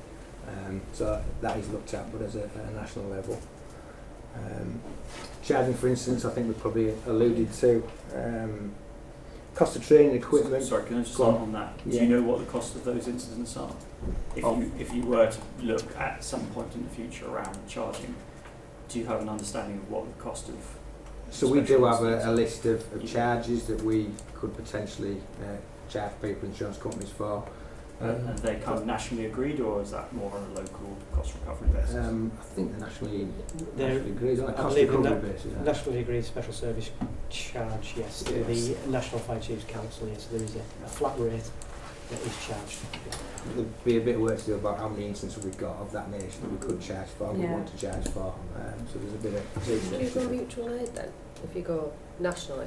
Is it mutual You aid would or go, is it? yes, you would go mutual aid with a 1316 agreement, Right. the Fire and Rescue Service Act, which we have agreements with all our bordering FRSs. So we'd do that before we went national. Yeah.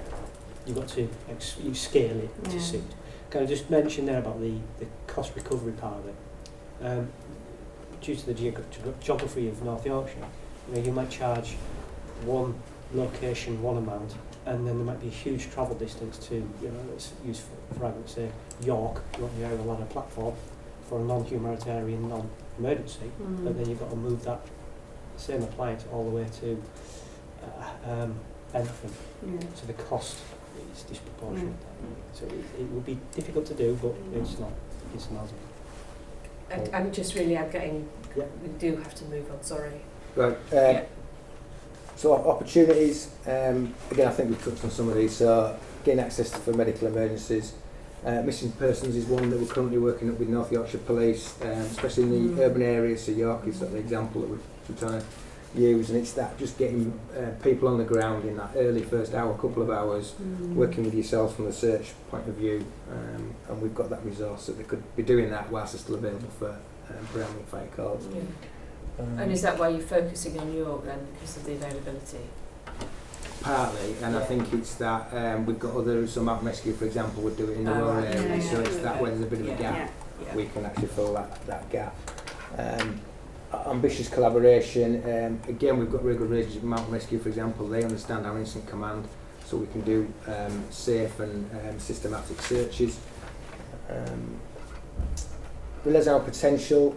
So again, more and more instances now, as I'm sure is the case with the police, involve people who are struggling with mental issues. So it's making sure that our workforce has that awareness and are trained, so that they recognise the signs and then they can deal with those people appropriately, whilst also doing the fire and the special service call. And we've done quite a bit on dementia training. We're doing further mental health training to assist our staff with that. And effective engagement is basically continuing the safety service work, but linking in the more opportunities we can get by engaging with people and identifying vulnerable people through operational, we can then do more of the prevention work. So it's a really easy direct link into increasing the prevention work. So I'll just pick out a couple there. So the York one, and the capability of the York boat. We've had some incidents over there this year, and we're looking to increase the capability of the York rescue boat, to put that to the same level as Selby, for example.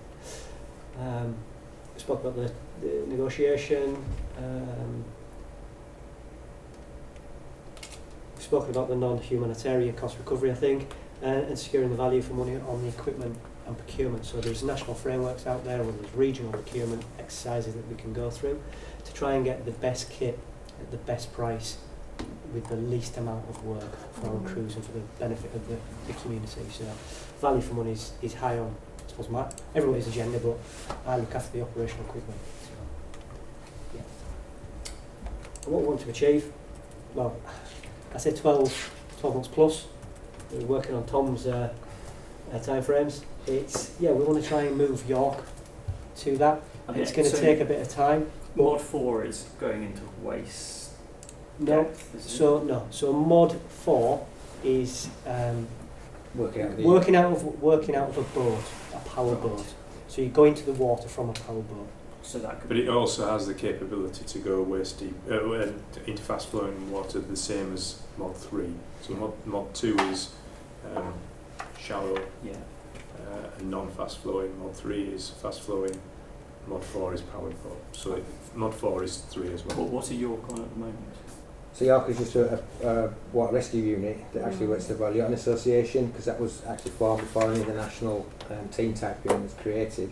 Right. So one of our views would be to try and get that in line with the national team typing and actually make it a proper Mod 3 with a Mod 4. So they operate a bit like a Mod 4 without the Mod 3 at the moment, which is against the So that will presumably you're hoping to get in less than a year, because I think most people would expect the York with the river and everything to be. Yeah, so they operate really well in the Ouse. I think the issue is around the Foss, where there's not that ability to power up and down the water. Sometimes you have to get out the boat, so it's working with the crews to.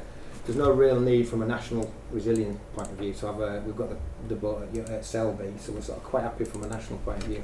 It's looking at the specific risk in York, but it's looking at the training along with all the other things that York personnel currently do and making sure that actually we can do it all properly rather than just paying lip service to it. So that's the sort of discussion we're having at the moment. So plus or minus 12 months.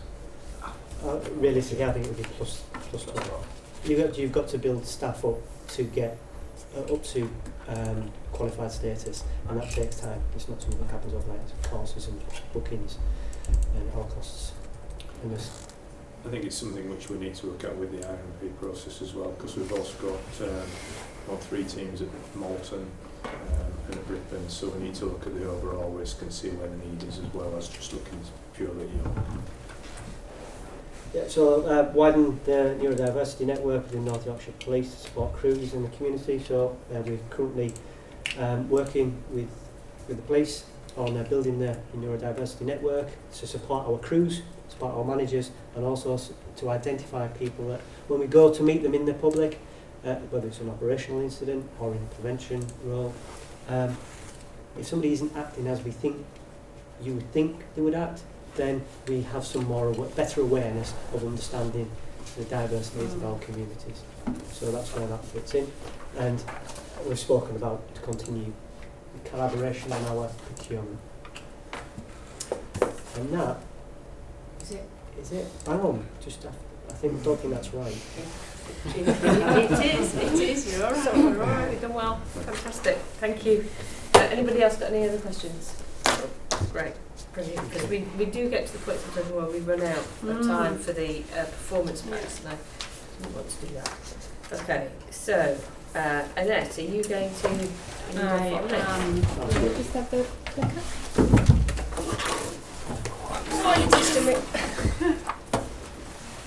Okay, I'll just wait until.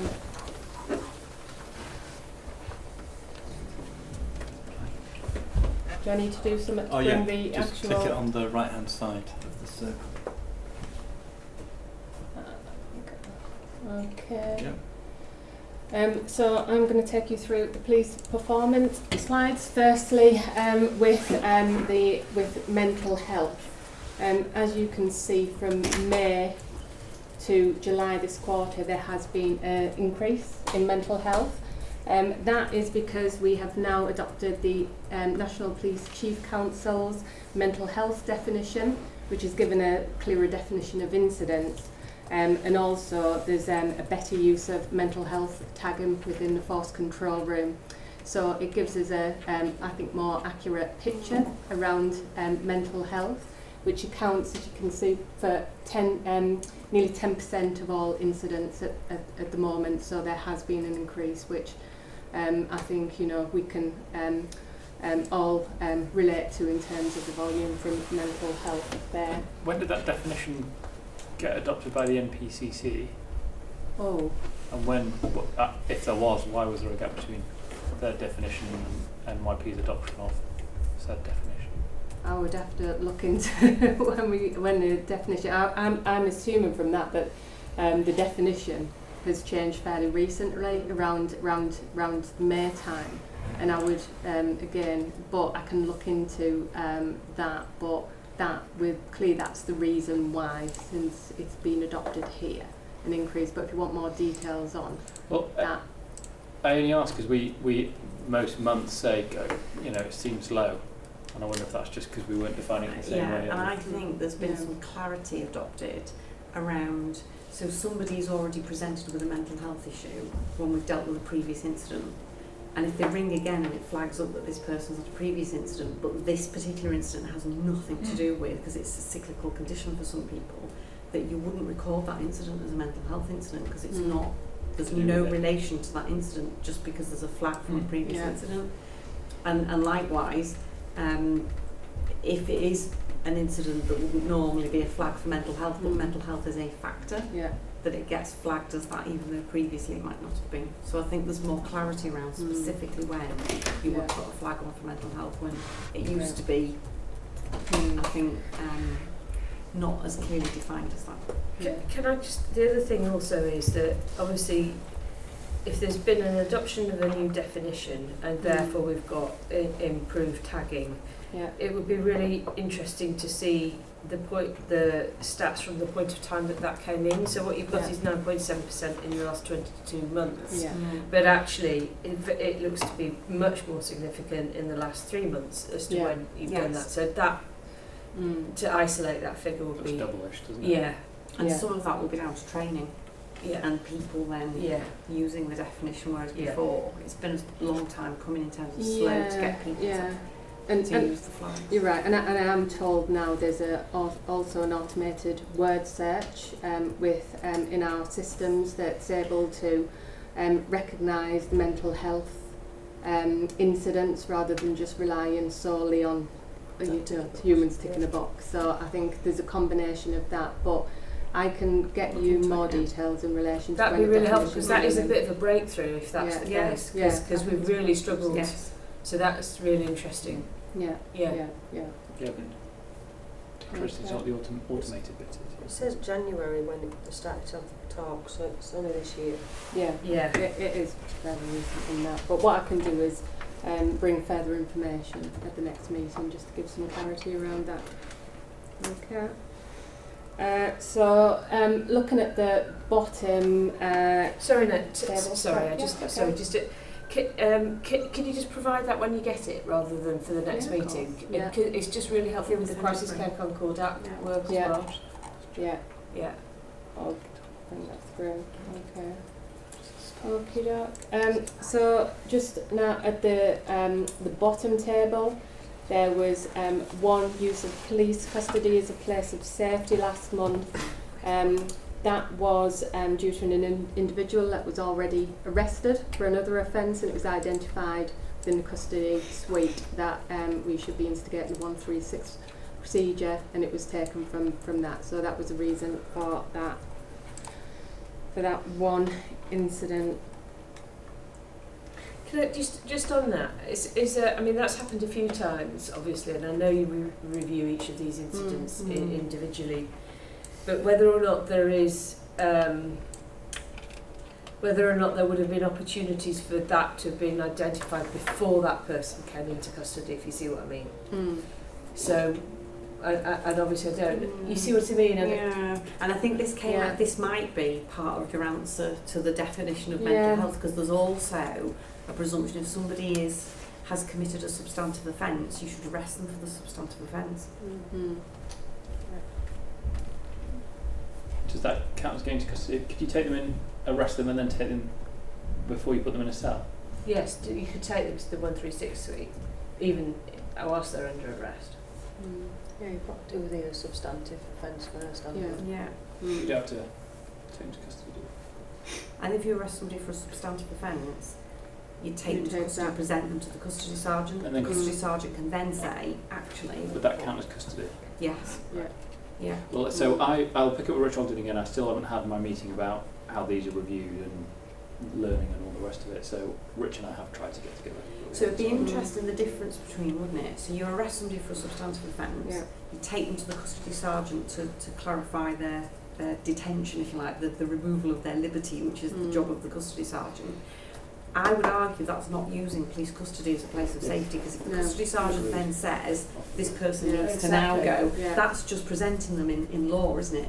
I don't think that would be you've used, to me, that means you've lodged the person in the cell and you are using it as an alternative place of safety. Yeah. Whereas I don't see presenting someone to the custody desk and then taking them as using that as the place of safety. And from the information I've been given here, that has been, the recognition or identification has been after that, which wouldn't fall into that category. So just need to, again, it's something I'll confirm with in relation to. Because that would be interesting, wouldn't it? If they actually been lodged and dealt with and then an assessment is needed to obtain. Because generally the questions are asked at the custody desk, aren't they? About the person's condition. A risk assessment, isn't it? But it may be nationally, if you actually physically take them to a custody suite, it ticks that box regardless of whether they get, I don't know.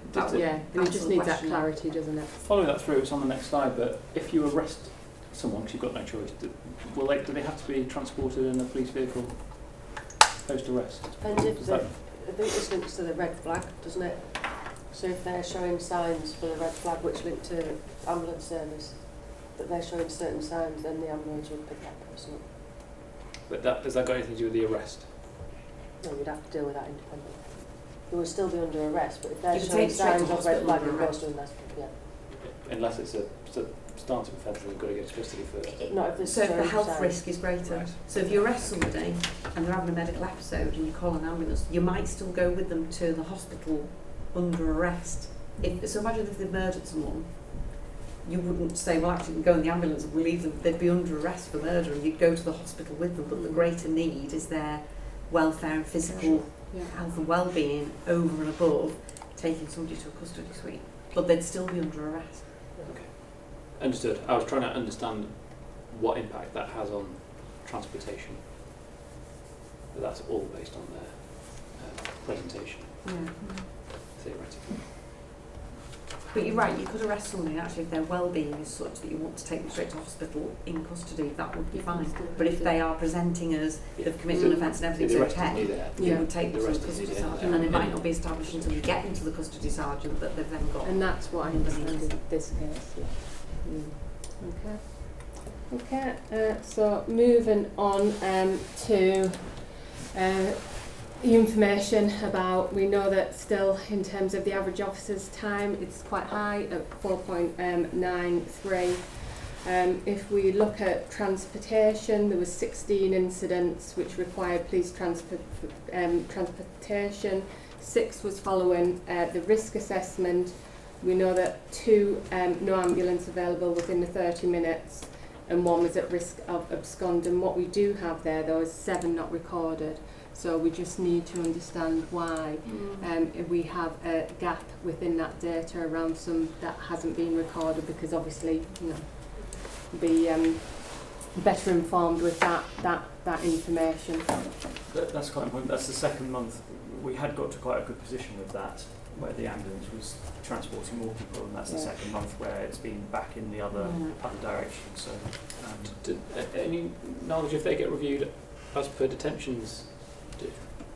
So there's 7. I presume there's 7 not recorded. We could go and sample those to understand. Yeah. I would imagine we can go back and look at sort of those 2 those 7 to see what and that's that. This is just about sort of the confidence around our data, isn't it? So again, that gives us something I'll take back into. I would imagine Alex Lowry knows the answer to that question in terms of his day-to-day work with mental health.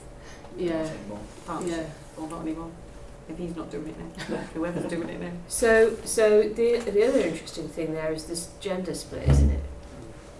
So you've got almost more than double the amount of women that are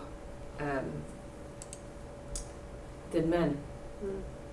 Do we know if that is reflected in NHS data? So in other words, proportionately are more women than men. You know what I mean? Yeah.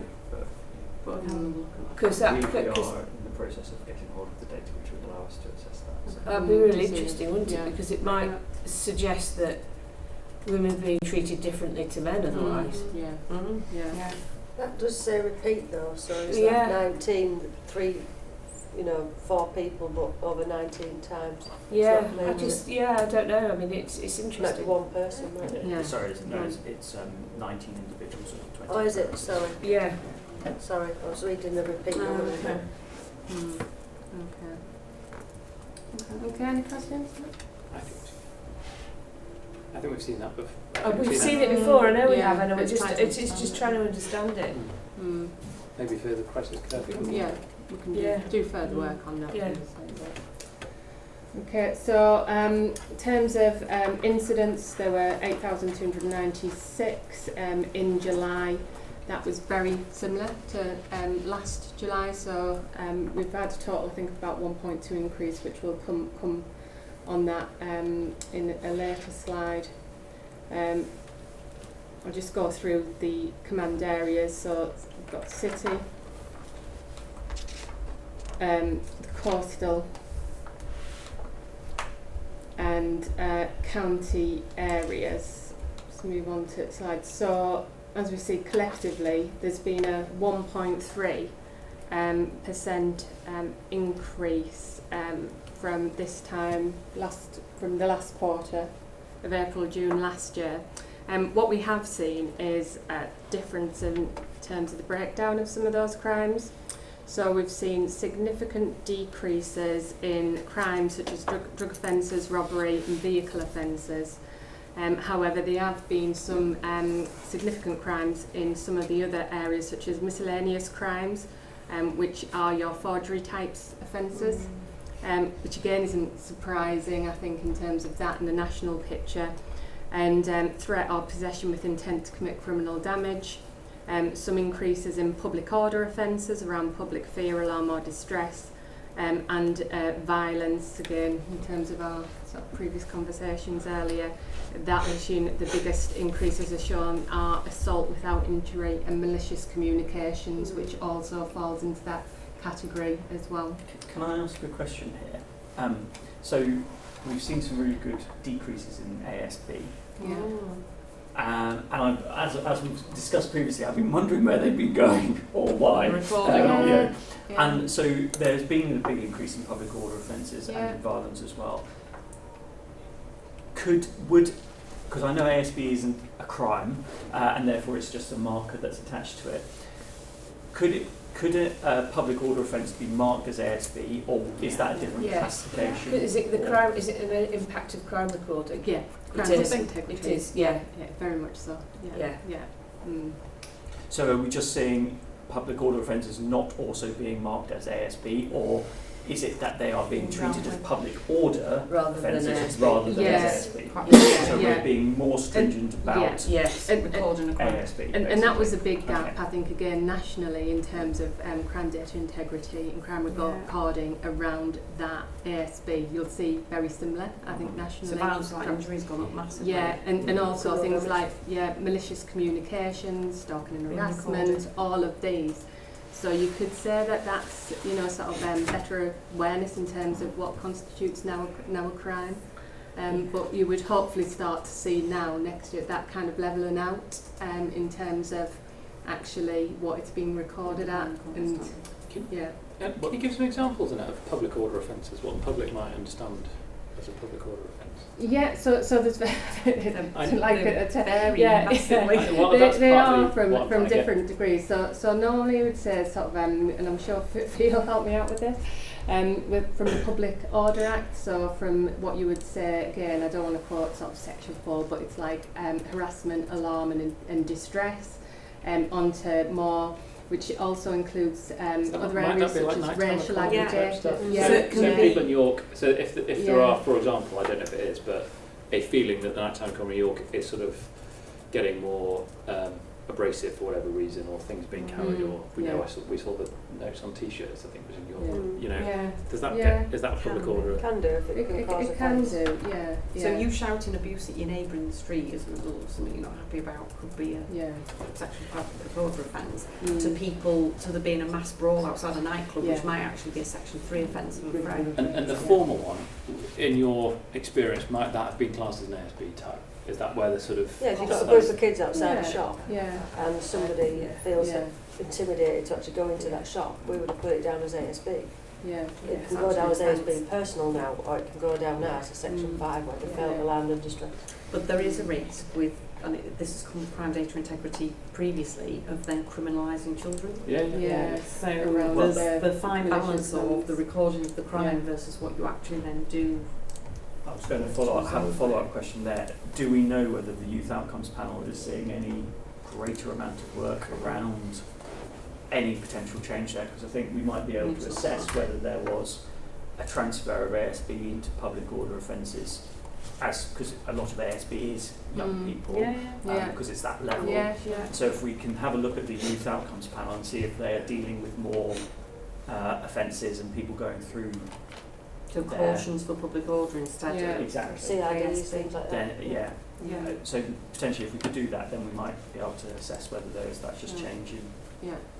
Because It's not restorative necessarily a bad justice, thing, restorative justice would be an option in those circumstances in terms of people understanding the fear that can be caused by people's boisterous behaviour that was never intended to be a crime, and community relations, isn't it? So there's a lot we'd probably look at.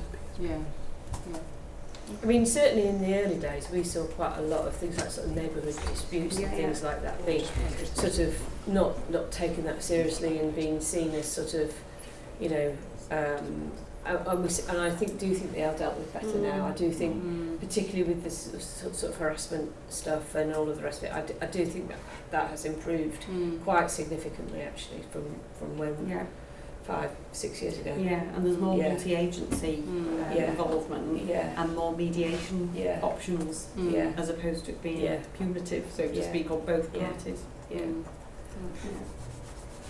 The fraud forgery rule is not a surprise, really, is it, in terms of the amount of publicity around the increase, more people are likely to report it. Absolutely, and we'll see it on some of the other slides as well, that and cyber crime is huge. So again, that gives the breakdown by areas, and I'd just sort of point out, I suppose, the biggest increase is around Scarborough and Rydale, which is around 10%, again, around violent offences, theft, shoplifting and criminal damage. Ober and Selby. Yes. I know the numbers are lowish, but each of those would be very important. You know, I know so this is the spate of cross-border that we've had recently, I think, and there have been some significant arrests of known individuals from cross-border. But there was a real series down there. I think on one particular night there were 5 burglaries in one night.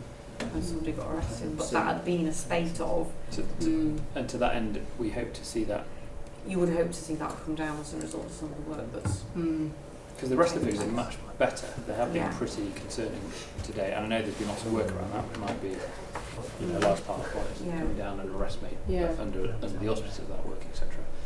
But it also generally seems much more consistent, so they're all within 10-ish%, whereas they were all over the place for the last few months. So that's But that's also, and I think there was a focus on it last month or the month before, that there's been burglary spots set up that are spending the day with spending more time putting together the connections between jobs and criminals. Can we just, again, it's really low numbers, but drug offences in Hampton and Richmondshire, I think actually on the latest slide where it looks at the local policing things, Richmondshire has seen a 109% increase in drug offences. Again, it's a really low number. Other than what we already know about it. That's what we need to look at. Is it because we are sort of finding more, which is a proactivity. So there's more I can have a look at in terms of. Certainly consistently have a lot of concern from the community around drugs in Hamilton and Richmond. It's a sort of potential, I don't know if it is county lines, but the sort of extension of those kind of groups into road network, A1, haven't you? So if you get to quite, 6 ANPR stops on A1 or into drugs, it's going to boost your figures. Isn't it? And I also just wondering, given that we've had a crackdown on some of the drug stuff in places like Harrogate, whether some of these criminals are moving into new markets.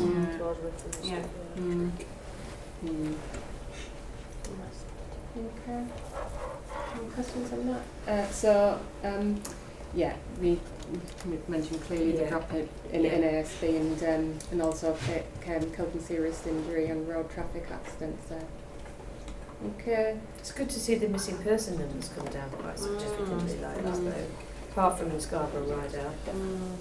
because it doesn't. As that takes up a huge amount of Exactly. resource. Yeah. Yeah, no, it's really positive.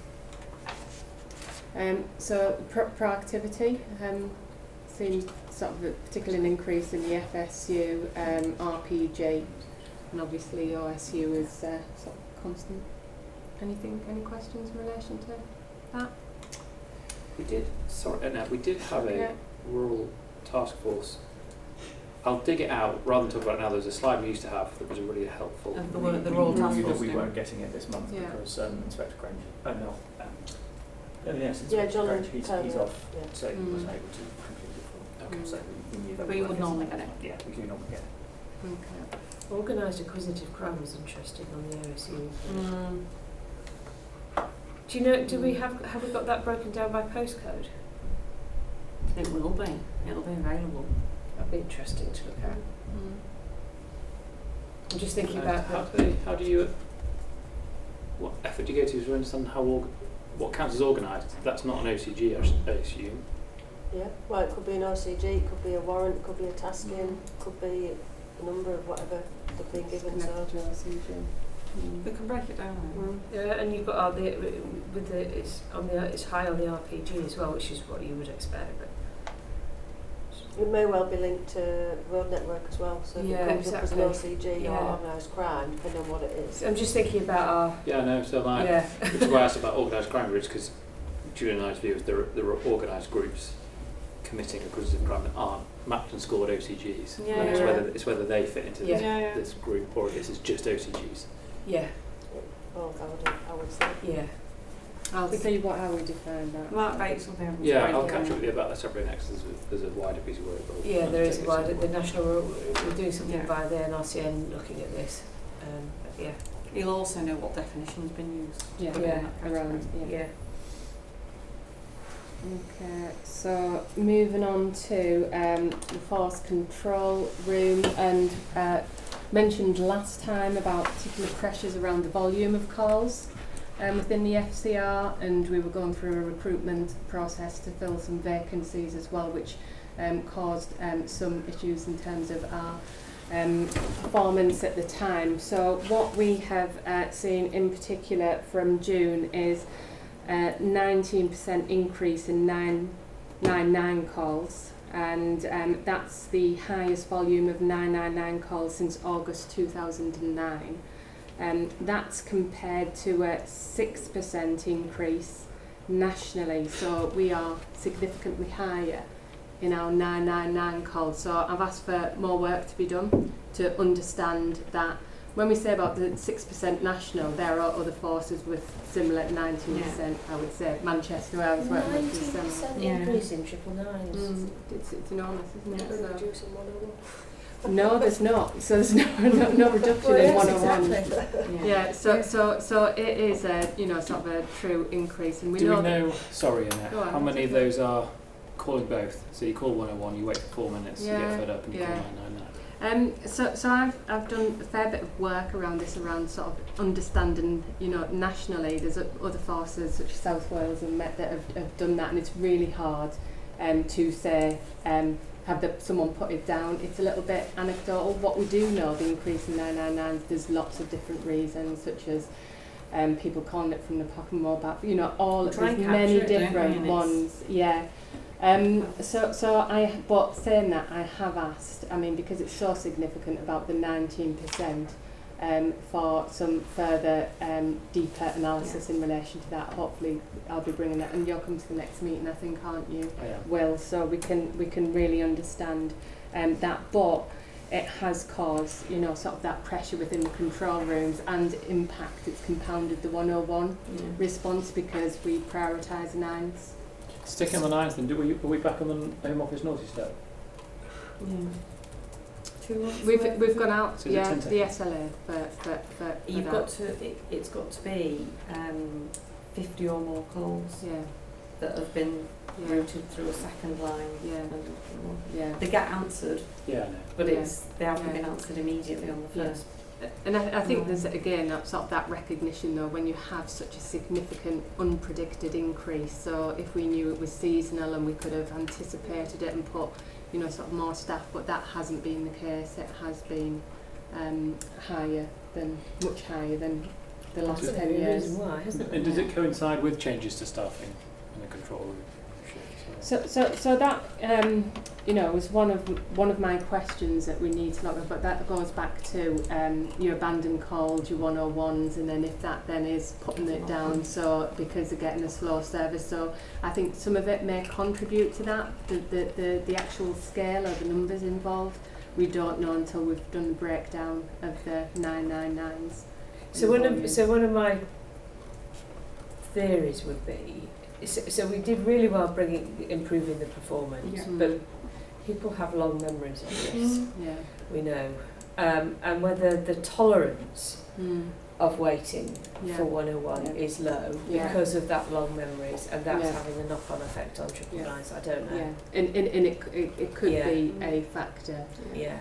And we'll just see how much we can draw from that once we've done the work. Because, you know, clearly what we will be able to do is, if there's a difference of 999s then turning into an incident where we respond to, or it actually wasn't a true 999 call. So there's a lot more, I think, information we can do to understand why we have had the increase. And then it may be just simply the number of ways. Isn't it? Yeah, Nationally. yeah, it is. Yeah. It'd be interesting. Sorry, just That's on okay. that though, it'd be really interesting to see if there's patterns. So for example, if there's another falls where their 101 performance, you know, dipped in the same way that ours had, to see if there is that sort of a similar effect somewhere else. You know what I mean? See if there's anything that you might just identify trend-wise through looking at other force performance. Yeah, and you know, we know that that's available, so we do. It just needs more work, really, and I've asked that to be undertaken as a priority. So with the 101s, so again, in terms of your question, is it because we've had a drop-off of 101s or they've abandoned? That doesn't seem the case. Again, we've had volume of calls has increased by 12%. Compared to June 19. We know that the call duration, so how long we are taking on that call, is 5 minutes and 18, and we're spending nearly 8 minutes on one call itself. So again, we know that the more we are becoming aware around mental health vulnerabilities, obviously it takes longer now to make sure that we're given an appropriate risk assessment and response to that caller. So again, that's something that's seen nationally and increasing those times. So what I aim to do for the next or before that, I can send the details once we've done further work around the data, is just provide more information about why we think we've got the 999 increase and 101, and you know, kind of use that then to understand it a bit more. I know we all know this, but I'll say it anyway. Over 4 minutes for the average wait time is disappointing, and I know that's despite everyone's very hard work over a long time, and it's contrary to the good work that's been pretty low averages we've seen over time. And despite that, and that which is, you know, we all would agree isn't good enough, my real worry around the 6,000 abandoned calls, partly because who knows what they were going to call us about. I know there's a generally accepted view that I've always been a bit cynical about, that they end up getting in touch one way or another anyway. And one argument is they're all calling 999 when they abandon. But there might be just lost intelligence there, which is always absolutely. Just to provide a little bit of reassurance in terms of some of the changes several weeks ago, 12th of August, where we are have moved to a different sort of shift. So we've got more staff on at the time. We have seen a significant improvement on most of the days. There's been a couple of days where, again, but it's increased where we've had a large volume that has been unpredictable, but we are seeing now improvements this month. And I wonder on the 999 analysis, so I occasionally look at the call length when I'm looking at the COT log, and you know, it's occasionally, not very often, up to 10 minutes waiting for 101. You wonder whether the next day people just call 99, you know, so it might be a sort of flip side of a bad day and 101 the day before or something like that.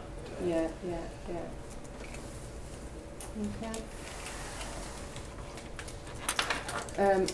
Again, that just gives just on, I think the other thing that might be interesting is if you just take this chart back a little bit further so people can really get a sense of the scale of the increase.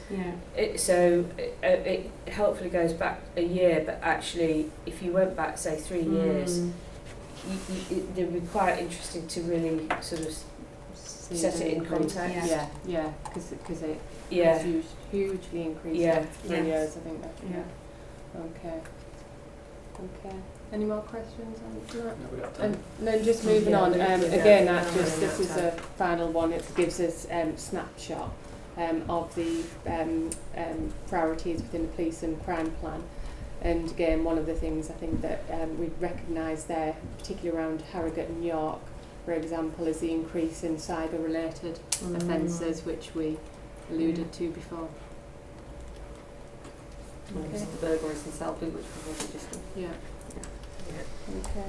Okay, thank you. People, do you want the people charts? Oh, They're right, very basic. But Well, I mean, I think the main thing is to maybe say that, I mean, the main thing people will be aware of is the increase in police officers, and just to say that we're quite well placed to deliver what we think we will get out of any uplift, although that is still not clear what that will be. Could we ask in the future for information about absences and sickness as part of this, please? Just because some of the information was brought to our attention previously. And if we could look at that against national.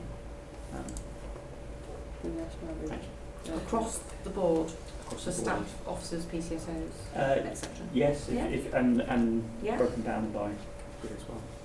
Helpful. Yeah. Okay. So also I think it might be helpful to have just a sort of summary on where we are against recruitment plans. Yeah. So these are predictions, aren't they, of Yeah. where we'll be based on the Yeah. current recruitment Yeah. plans as opposed to the actual figures of where we're at. Yeah. So in other words, more of a sort of regular update on how we're doing to get the numbers up. Yeah. Okay.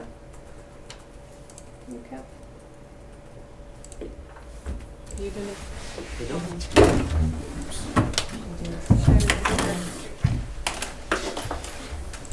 Thanks.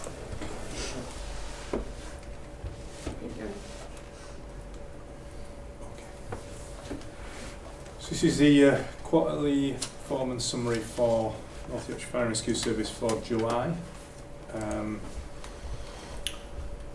I'll go through this because it doesn't display very well on there. But we've had total number of incidents in July. We had 687 compared to 616 the month previously in June. False alarms remain still the largest proportion of calls that we get. Over 50% of our calls are false alarms.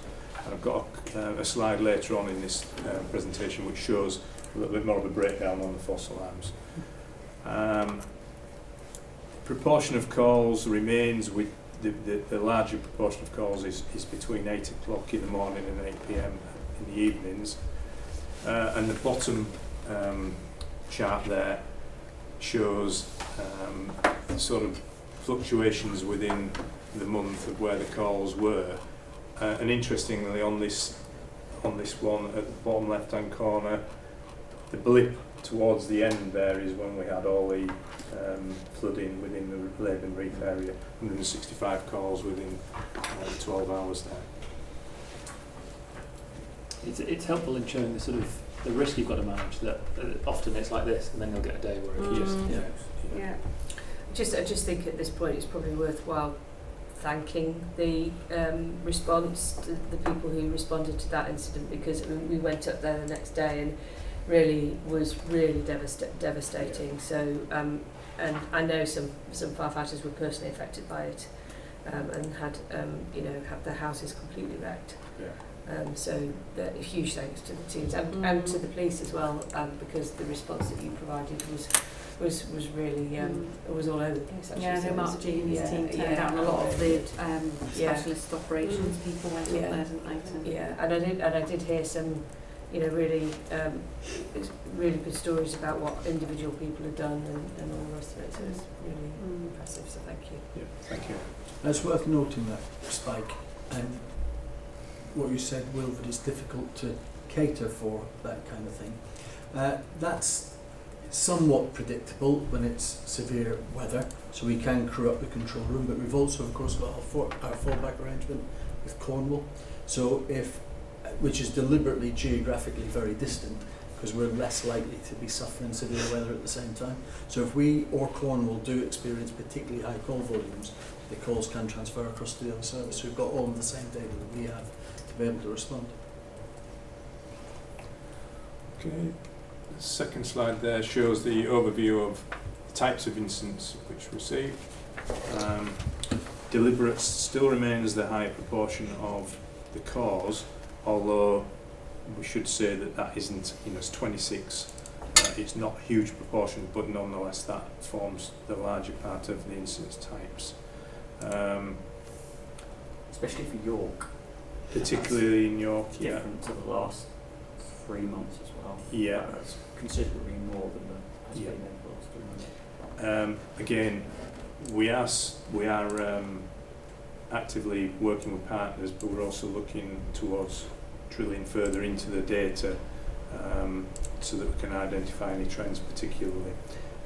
But at the moment we are suffering with recruitment problems within our analyst teams, so that the view will be that we will drill closer in at station level, and then we can identify trends across the mall to work closely with the police.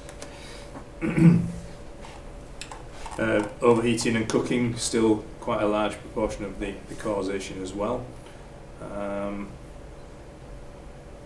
Are there any other questions on that particular slide before I move on to the false alarms slide? So slide 4 shows false alarms attended, and this is really an analysis over the past 5 years.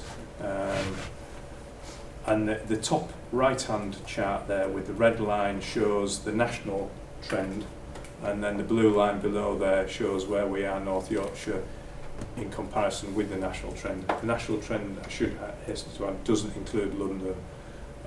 So we are well below the national trend on automatic fire alarm activations in response to. And the trend line generally for us is in decline still, but we still get spikes. The bottom right-hand graph there shows calls which we receive and we challenge and then don't proceed. And so from 2014 we introduced a call handling policy whereby we wouldn't ordinarily send resources out to all automatic fire alarms that we receive. And that's hovers around the 900 mark in incidents that we don't proceed to. So there may be where it's a commercial premises during the daytime where there's no life risk, we wouldn't respond, but we'll still get a call coming from occupants, etc. So it shows that we are challenging calls and not just responding to everything. False alarms aren't just automatic fire alarms, they come into a whole range of different style of incidents. So we may get, you'll notice there on the charts that it says road vehicles, so we may get vehicles which have overheated due to perhaps a mechanical fault, and steam comes out, people think the vehicle's on fire when actually it's not, it's just steam, but we'll still get called to that type of incident. And those styles of incident are very difficult to try and reduce down. So just to go back to what we were talking about earlier in terms of charging for unnecessary call-outs, those where an alarm has been accidentally or carelessly set off, or where it's a result of poor maintenance, are those not areas that could definitely, I mean, one would hope potentially that they would fall under the calls challenge and not attended more and more nowadays. But are those not situations where you could potentially charge? Just taking into account the fact that those firefighters could have been out doing prevention work. It's not just the cost of the call out, it's the cost of not being able to do other work as well, isn't it? Potentially, and some services have started to levy charges for automatic fire alarms. The poor maintenance there is 1% of the calls, and also 100 calls, but so potentially, you know, there is, we can look at that. I'm not quite sure the success rate of the other services have had with this, and of course it falls to try and prove that it is poor maintenance, etc. So it's not quite as simple as it may seem. Certainly, false alarms, you know, can come from a range of different causes, and the automatic fire alarms, you know, recently we've had the flooding. That itself will give us a spike because of water ingress, etc. So it can be a range of different things, but it's certainly something to keep a watchful eye on. Yeah. Pretty sure Newby West can its fair share of attending things because they've burnt toast. I think That's why toasters were removed. I know, so be careful what we... So it's those style of calls where it's burnt, you know, burnt food and such as that. It's where there's a life risk we must still attend, but where it's you know, domestic or commercial property with no life risk, that's where we'll challenge and not go on. But we do still work with, certainly for commercial premises, we'll work with the occupiers and responsible persons to try and avoid any future activations. So sometimes it's just a matter of relocating a detector point. And if we do that safely, then we'll do that. So we tend to work with people rather than big stick, but something we think. That's true. So the next slide is the overall availability overview. 87% overall availability levels and 82% for on-call. And you'll notice there the on-call was 82% the previous month. So there's been no change there in the last 3 months, which is a positive in the fact that we're actually in the summer holiday period. So, and the other point to note there is that we haven't had a recruits course within that period. So again, well done to the on-call staff there for their commitment throughout this holiday period. There's some really positive upticks there as well, compared to previous There are. previous months. Yeah. So there are some. Colburn particularly has done extremely well, and Thirsk has as well. So some really good work going on there to maintain availability. It's still very much a challenge though, over the weekend public holiday yesterday, and of course the good weather has really knocked us over the weekend. But nonetheless, we're still managing to keep good availability levels overall. There are still the areas there you'll see in the red on the left hand side where we're below the critical level. 4 times within July we were at that point, but nonetheless we will keep a watchful eye on this until such times as we've got the next on-call recruitment is in September, and then we've got the whole-time recruitment campaign, which should see whole-time firefighters on the run in April 2020. It's worth noting that though, that 18% of the time on average our on-call fire engines aren't available, and I suspect that the public see a fire engine behind the door of their local fire station and assume it to be available 100% of the time. And 18% of the time on average it isn't, and in some of our station areas that percentage is a lot higher.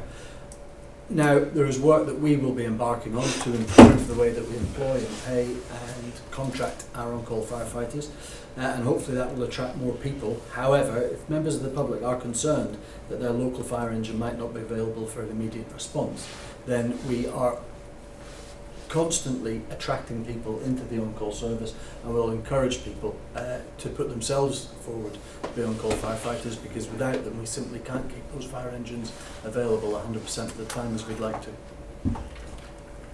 True, and certainly Sherburn and Summerbridge are two areas where we're really struggling at the moment to attract.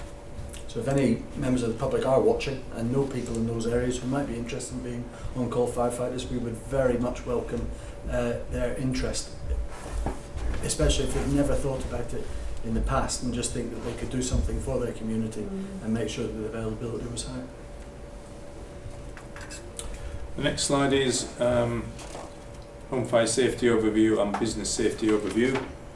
So we've conducted 345 visits for the last month, 193 safe and well, 193 home fire risk checks and 152 safe and well. Sorry, John, is that a breakdown between part 1 and part 2 then? Home fire being part 1 and Yes, safe and well being yes, part 2? yes. Right, yeah, okay. So those 152 are almost entirely being conducted by community safety officers? And those that are trained up to deliver part 2 as well. Some operational crews, yeah. Could we have a breakdown around that, around the number of those part 2s being undertaken by crews and the number of undertaken by You can cover that for next month. Yes, that's what on the ongoing basis. So on the left hand side there, you'll notice again Harrogate operational crews there undertaking a huge amount of a large proportion of the visits there, 56, similar amount in Scarborough. There are we've now appointed a community safety officer for Harrogate, but up to now that person's been delivering receiving training, etc. Similarly in Craven, there are no whole-time operational staff over there, so therefore the station-based staff delivering home fire safety is minimal. Business safety is now increasing at York and Scarborough proportionately. Harrogate have been concentrating their efforts very much on home fire safety in the absence of a community safety officer. The next theme for business safety is to look at licensed premises, and that will start shortly. Interesting on here again, still of the premises we visit, the domestic premises, 37% still don't have a working smoke alarm fitted. So it's certainly an area we've got to keep working at. I can't believe how high that is. It's shocking every time. Yeah.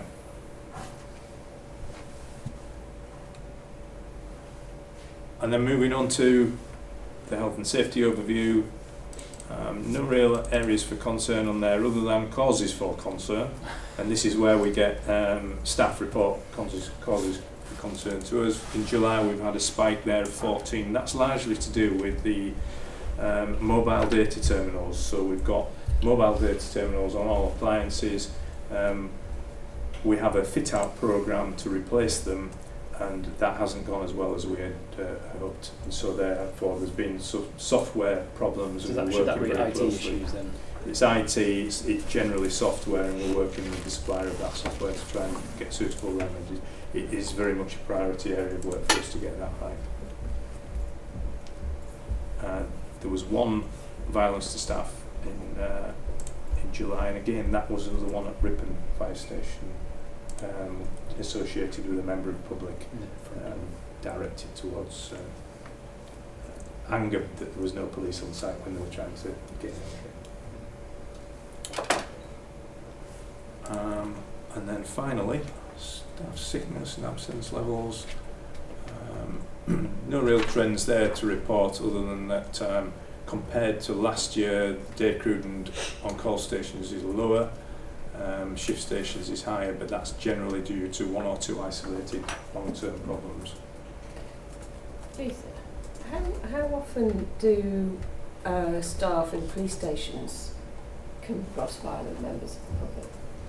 So there is a whole raft of statistics that was done in respect of the front counter work to do with whether you put screens in or not. It's rare. It's probably on a par with that in terms of people attending the police station, but of course the staff there have got screens. Generally it's stations where there's staff.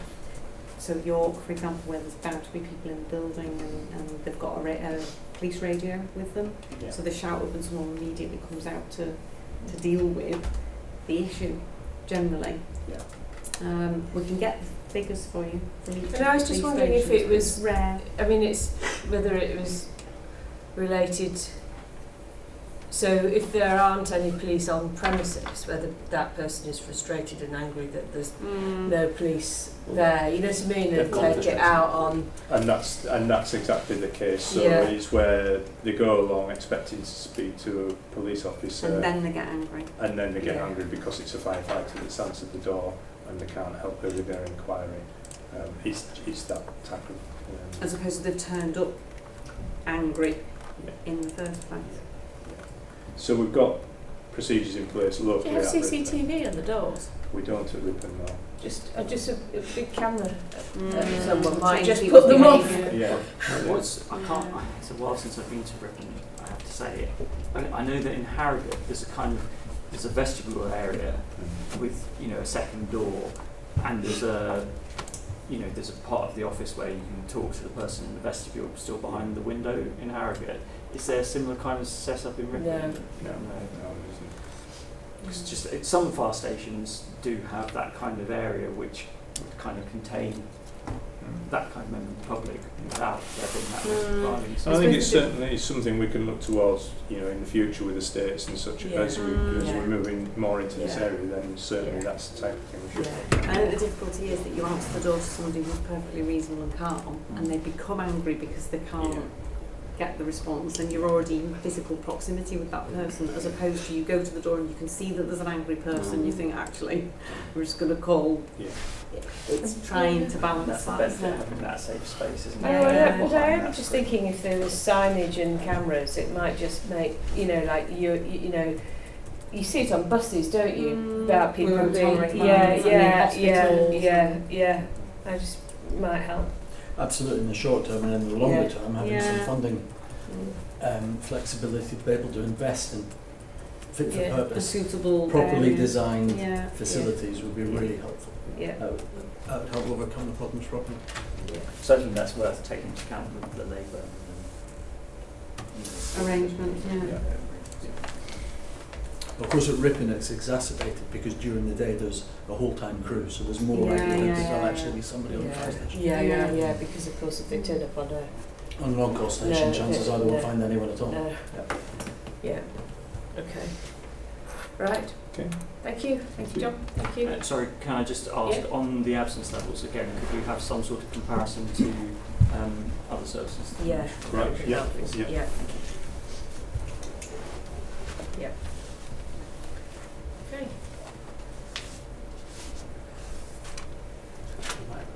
Have we got any questions? We have one. Oh,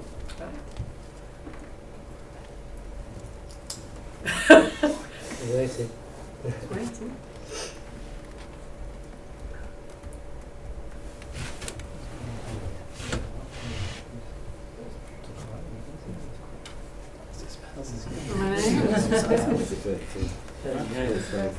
Here we are, this is our one question about tasers.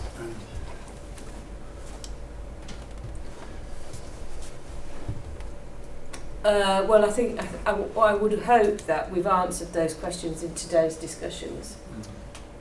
Yeah, so the taser, we are quite rightly having conversations around the number of officers who are trained, the number of times it's been deployed in North Yorkshire. I think it's really important that we consult the public that we serve, because that's ultimately who we're here to deliver a service to. So we do want to, and I think Julia mentioned it earlier, survey the public in terms of their thoughts and feelings around taser out in our communities. So that piece of work is being done alongside staff surveys, consultation with the Federation and the public, so we can make a proper informed decision about tasers and our officers. And alongside video Things cams, like body-worn video. body-worn video is rolled out to the vast majority of our officers now, and it's been mentioned today in the presentation in terms of its use for stop and search, but there are fairly clear guidelines about when it's switched on and used in specific incidents when we deal with members of the public. I'm happy to take more detailed question if there's specific information about those two issues that Gwen wants to put to us. Yeah. I would hope that the plans have been discussed, so we can move forward on that basis. Yeah. Yeah. Okay. Great. Thank you. That's it. Yep.